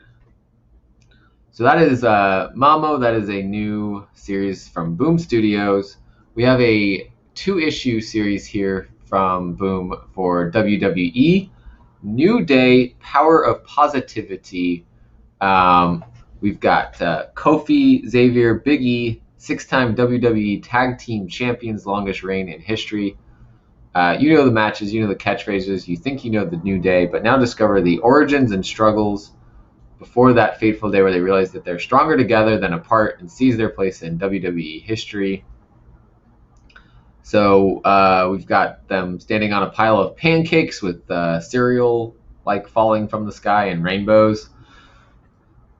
The cover art alone makes me want to check this out. I don't know anything about these guys from WWE, but the art and the cover art makes me want to check this out. We've got a cover B here with some more pancakes on the cover, which I thought is pretty funny. And a cereal box. A 1 in 10, which is the version of the cover B here. We have a 1 in 25 by Oliver Barrett. And that is it for that one. Let's see.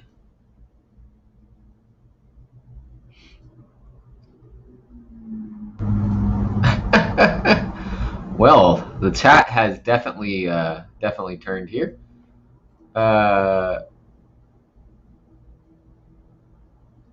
Coffin Alexander, aka Finn, aka Coffin. Oh man, Coffin Finn. My cat is a murderous little assassin who terrorizes all 10 dogs and the rabbit. Damn. Wow. There's a lot of dogs. Yeah, my cat, I had him in here earlier. He was chill for a while, and then he started knocking stuff over, so he's out of the room at the moment. Moving on with Boom, we have Wind, issue number 8. I love this series. If you guys haven't checked out Wind yet, you really need to. James Tynan has been killing it with the story. Michael Dialanis has been killing it with the art on the interiors in this cover here. Really great story. I love what's just happened. I mean, I don't love what's happened in the story recently because some violent stuff happened, but I love the direction that they're trying to take this story. We got a couple variants. Ryan Gonzalez doing a tarot card variant here with Thorn on the cover. We have a 1 in 25 by Danny Pendergast here. And I believe there will be a 1 per store, which features the version of the cover A. Yeah, Doyle's getting a timeout. I'll show him once I wrap up everything here. So we just finished Boom, so we're heading into comics and graphic novels. So that's everything else that is in here. So we've got publishers like Aftershock, some Mad Cave stuff, usually their second printings. Vault's in here, Behemoth reprints are in here, Scout reprints are in here. We get AWA Upshot in here, Zenoscope. I'm probably missing some publishers. Oni, Titan Comics. Behemoth regular stuff will be in here soon, so be on the lookout for that.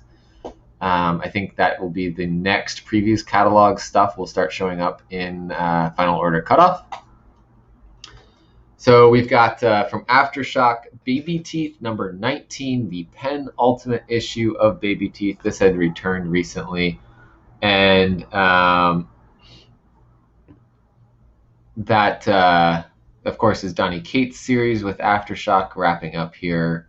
I have the first 15 issues, and I haven't gotten to read it yet, so I haven't gotten to picking up the stuff that's been coming out recently.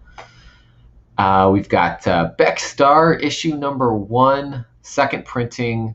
Joe Corallo and Lorenzo Colangeli. Really cool when we were talking about Beck Star on the Indie Comics Talk on Thursday, and suddenly Joe was in the chat and saying, hey. So I'm going to hit him up, and we're going to schedule a time for him to come on and talk about Beck Star. So that's going to be coming up in the future. I'm still working on some other interviews that we were already laying out the work for. So that'll be once we kind of figure those out, then we're going to hit Joe up and schedule that. And look, there he is. Hey, Joe. I appreciate you hanging out again. That's really cool. Yeah, I'm really loving the art on this one. I love the art on the cover A by that was Sweeney Boo, I think, on the cover A art for the first print. But this art's amazing as well. I'll put this, oops, I'm not logged in. So I'll put this order in with Aegis Comics of Alaska here, where I get some of my reprints and random things. So yeah, cool. It's good to see you in here, Joe. Appreciate you hanging out. Actually, we have had two creator Joes in here, and Trish was in here earlier also. So appreciate you guys hanging out and listening about all the stuff that's on pre-order. We got some Zenoscope books here. We've got Bell Dragon Clan, which is a one-shot here. We've got Action Lab doing a big alien Moon Crush trade paperback by Art Baltazar. We've got Blade Runner 2029 trade paperback for Volume 1 from Titan Comics. And Blade Runner Origins number 1 through 4, Robert Hack Virgin Pack, so set of variants it looks like.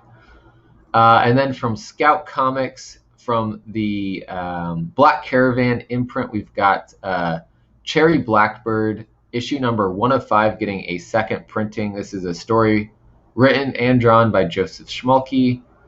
Drugs, Satan, Death, Witch. Track number 1 for the band here. So like I said, Scout reprints end up on FOC over with previews, but everything Scout ends up on FOC with Lunar. So this hasn't hit the Lunar FOC yet. So if you miss it this week, you always got Lunar next week. We got some big Zenoscope fans in here. I hope you guys have been reading Man, Goat, and Bunny Man from Zenoscope, because that's just been a real good read.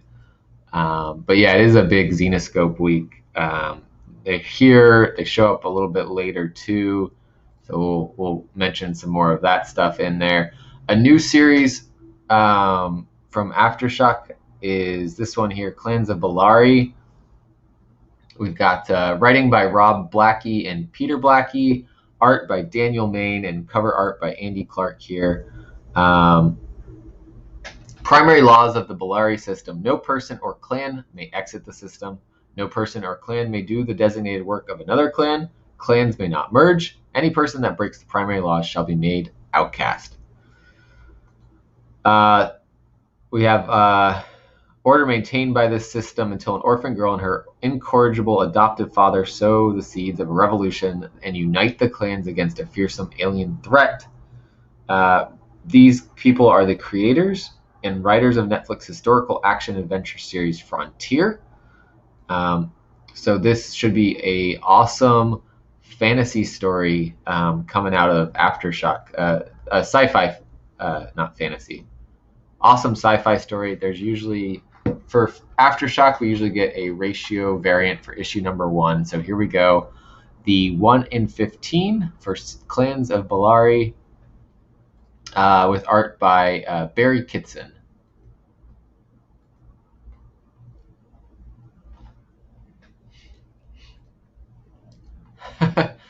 Yeah. With Zenoscope, there are some stories that I know people are really into, but I also know people collect their stuff for the cover art, and the different homages to different characters and different holidays, that kind of thing, like St. Patrick's Day. So this one we have from AWA Upshot, Fight Girls #1, written by Frank Cho, with art I thought was by Sabine Rich and Frank Cho, even though they just credit Frank Cho here.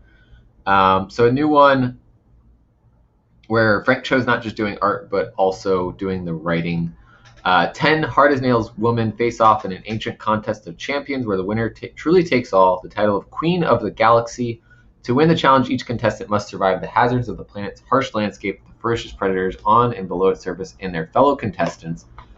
This edition of the contest has a twist. One of the contestants is an infiltrator who has her eye on something bigger than the prize. Who is she, and what does she really want?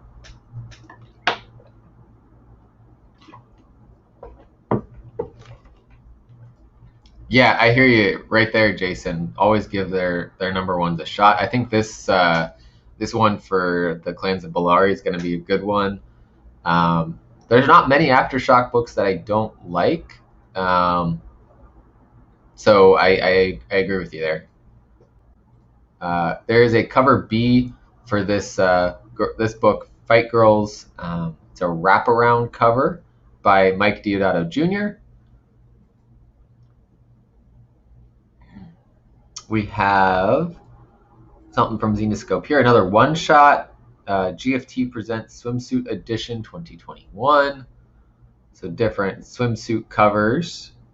We have Grim Universe Quarterly, Zodiac versus Death Force. Multiple covers there, including a versus Street Fighter kind of thing here. From Vault, we have Hollow Heart issue number 5. I want to say there's going to be 6 issues total of Hollow Heart. So this might be the second to last one here. I can double check that.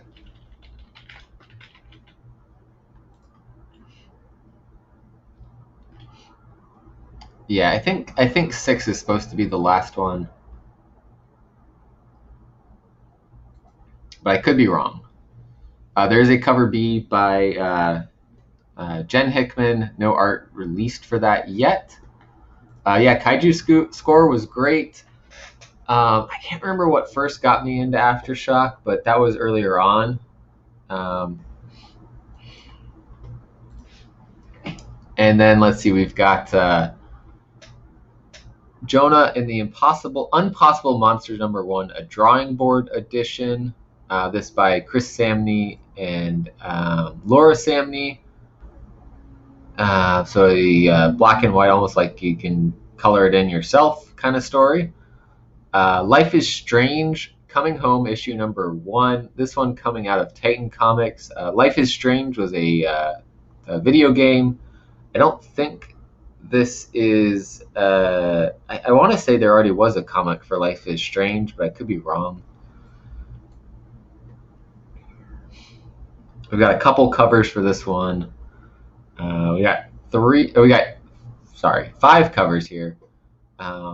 Taking it down to a Veronica Fish variant there. Miskatonic from Aftershock's getting a trade paperback. A new one from Titan Comics here as well. Monday, Rivers of London, issue number 1. An unmissable brand new era in the life of the full-time cop and part-time wizard Peter Grant. So those of you that already know this world, going to be wanting to get back into it, but if you don't, this may be a good place to hop into it. Interior art's looking pretty cool on this one, but I'm not familiar with the world to begin with. There are lots of different covers to pick from for this as well, including one where someone's turning into a werewolf in their shadow. So we got some supernatural werewolf type of story going on here, so it might be intriguing for those of you that like that. We also have Nightmare Before Christmas Mirror Moon issue number 2, this one from Tokyo Pop. So all you Nightmare Before Christmas fans, I think we talked about issue number 1 a few weeks back. Issue number 2 is now on FOC. I am not sure who Garrett Gunn is.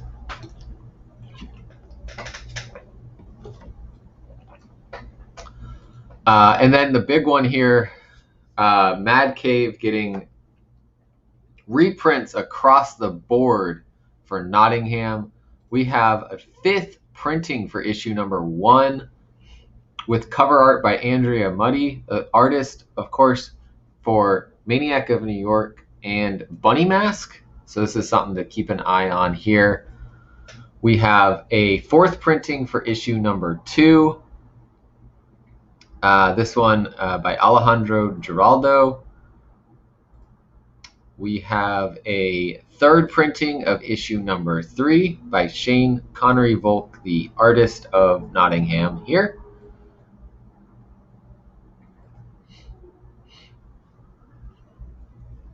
And then issue number 4, 2nd printing by Shane Connery Volk. And I agree, that is a fire cover right there.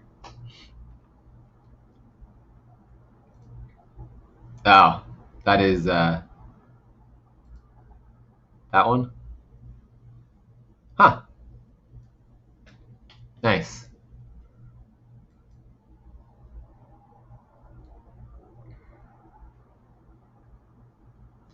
What else we got here? We got from Oni Press, Orcs in Space 2 in 1.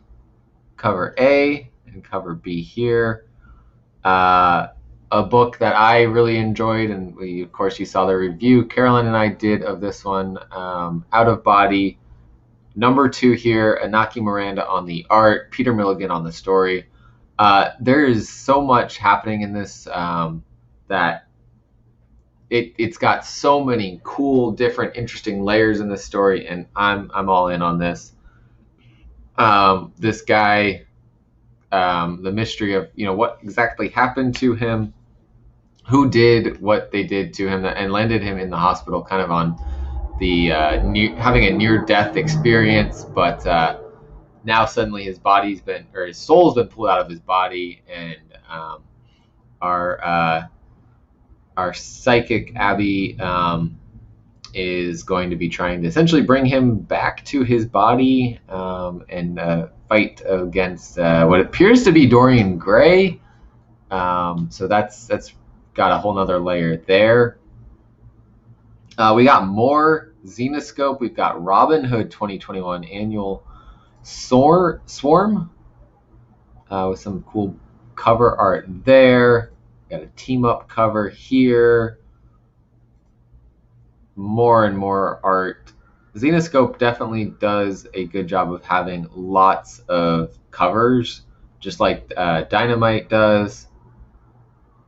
And then if Joe's still in the chat, Joe Aubrey, here it is, Space Bastards number 7. We have the giant-sized Manny issue. I'm so excited for this one. We've got art by Simon Bisley. We've got art by Clint Langley and a killer Manicorns issue that is extra sized, I believe. Yeah, he's still with us here. And this is a not published story. So those of you that do have the hardcovers, this is a brand new story for you guys. I'm super excited to check this out. It's kind of like an origin story for Manny. And yeah, I can't wait to see this. So make sure that you've got your orders in. This is already on my pool list, so it's going to automatically get pulled for me at my shop. Yeah, Manicorn issues. 50 plus pages, never before seen. Yeah, we got some love for the Space Bastards in the chat. If you guys haven't already, you can get those hardcovers from them directly. That website I just put into the chat, spacebastards.com. They also just put some more stuff up there. Show you guys the hardcovers here. Quality books, bigger than a regular comic. And you can also, they just dropped some other stuff on there. There's some coins, some buttons, some stickers, some prints. So if you guys are getting into the Space Bastards world, which you should be, go on the website, check out all the stuff that they've got there. It's lots of cool things. And if you want to be part of the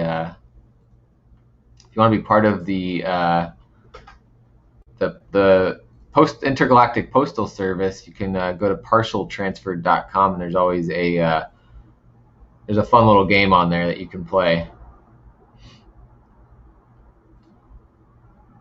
Joe and Eric are going to be on Spine Ticks on the next episode. This Saturday, yep.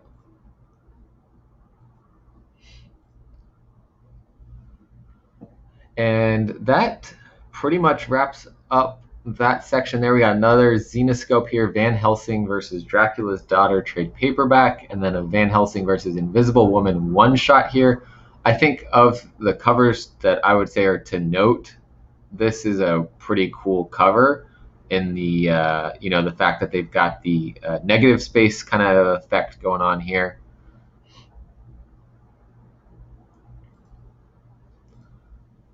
You're part of the Postal Service, but yeah, I never see you on there stealing my packages. It's mainly I literally just see myself and Lewis on there.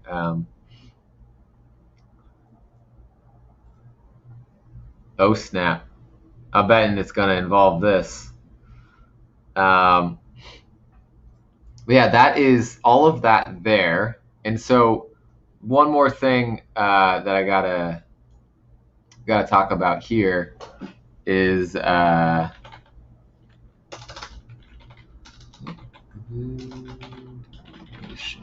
it is.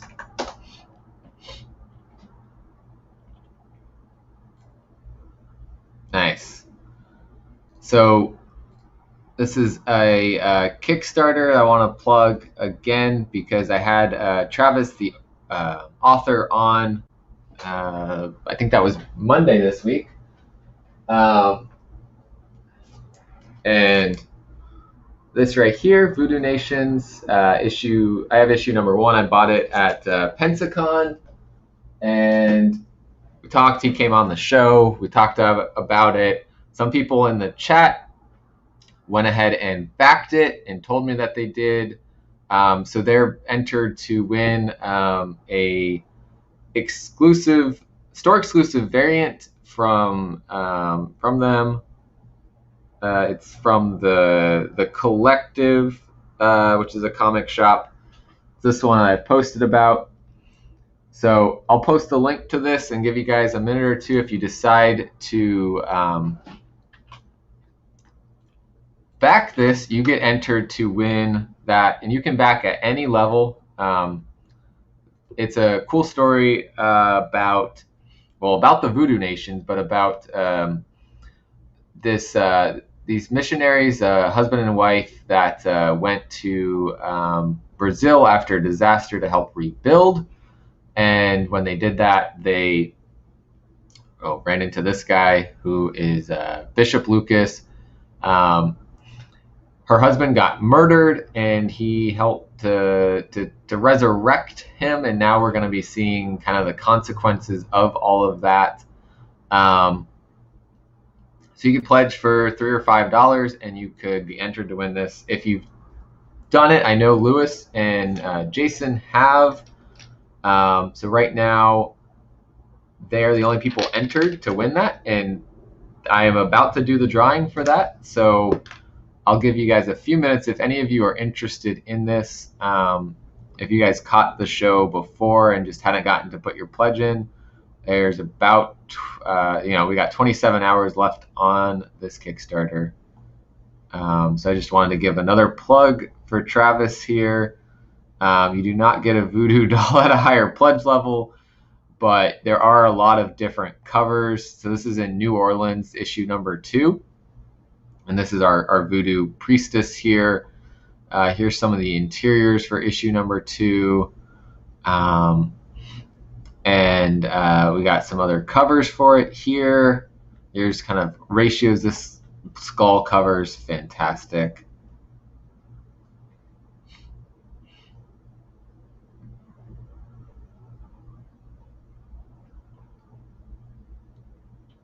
But yeah, this is one that I'm really enjoying. I've read some of his other stuff too. Broke down in 4 Dead Bodies. This anthology, Cthulhu Invades Oz, which you can get that through there. And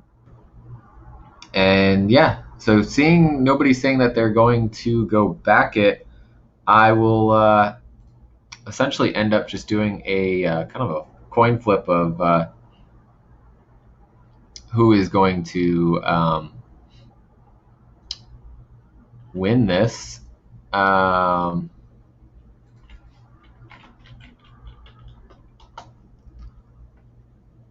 Let's do this.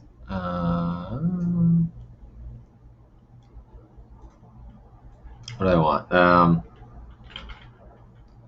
Name picker wheel. There we go.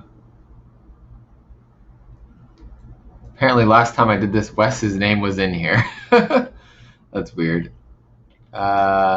Jason, Claiming Comics, and Lewis, Shadow Rabbit are the only people who have entered. So I will give it a spin, and don't want to mess with me on parcel transferred. I deliver. Yeah, exactly. Support them. Great dudes. Good stuff. We'll give it another minute here. Anybody else wants to say if they've backed it or not, I will add you to this to win.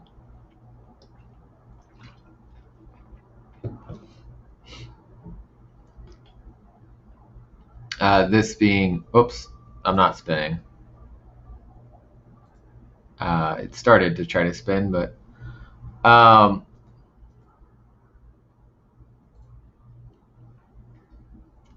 yeah, so just showing this off one more time.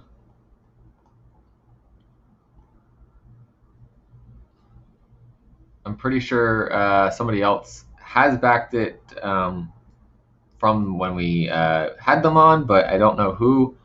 I never heard. So I'm going to go ahead and spin this now, and then wrap up the FOC show here.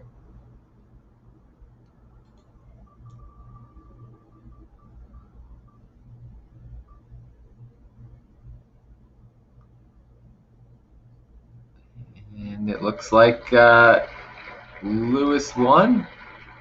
So I will let Travis know that you are the winner. Yeah, spin the muffin wheel. I'll let Travis know that you won, and I'll see what you'll probably have you reach out to him, and you'll get that exclusive cover. Hopefully not to the death. But yeah, thanks everybody who did go and back. Thanks everyone who's been watching the Final Order Cutoff show, talking about all these books coming out. There's a lot on FOC this week, a lot of reprints. Always pick, the covers that you love, the art you love, the stories you love.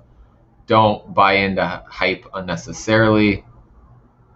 Really appreciate you guys hanging out this long. We went longer than usual, 2 hours and 11 minutes on this FOC show. Sometimes I'm done in an hour and a half. But lots of great books to talk about this week. Shout out to Trish for hanging out with us, to Joe, Aubrey for hanging out with us, and our other Joe who's been hanging out with us. Joe, Joe, I just blanked on your last name. Joe Balleron. I hope I did not say that wrong. Kerala. Wow, I don't know where I got that other name from. I need to stop being on a stream because I am losing my mind a little bit. No. But yeah, longer than usual used to be Phil's stage name, of course.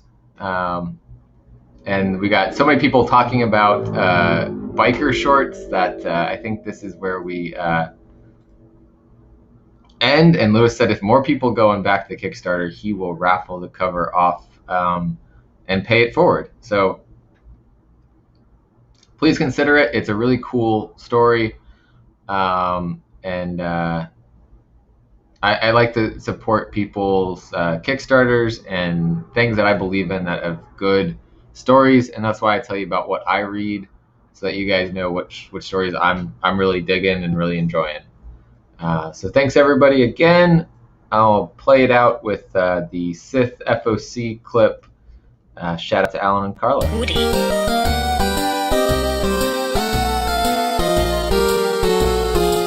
FOC.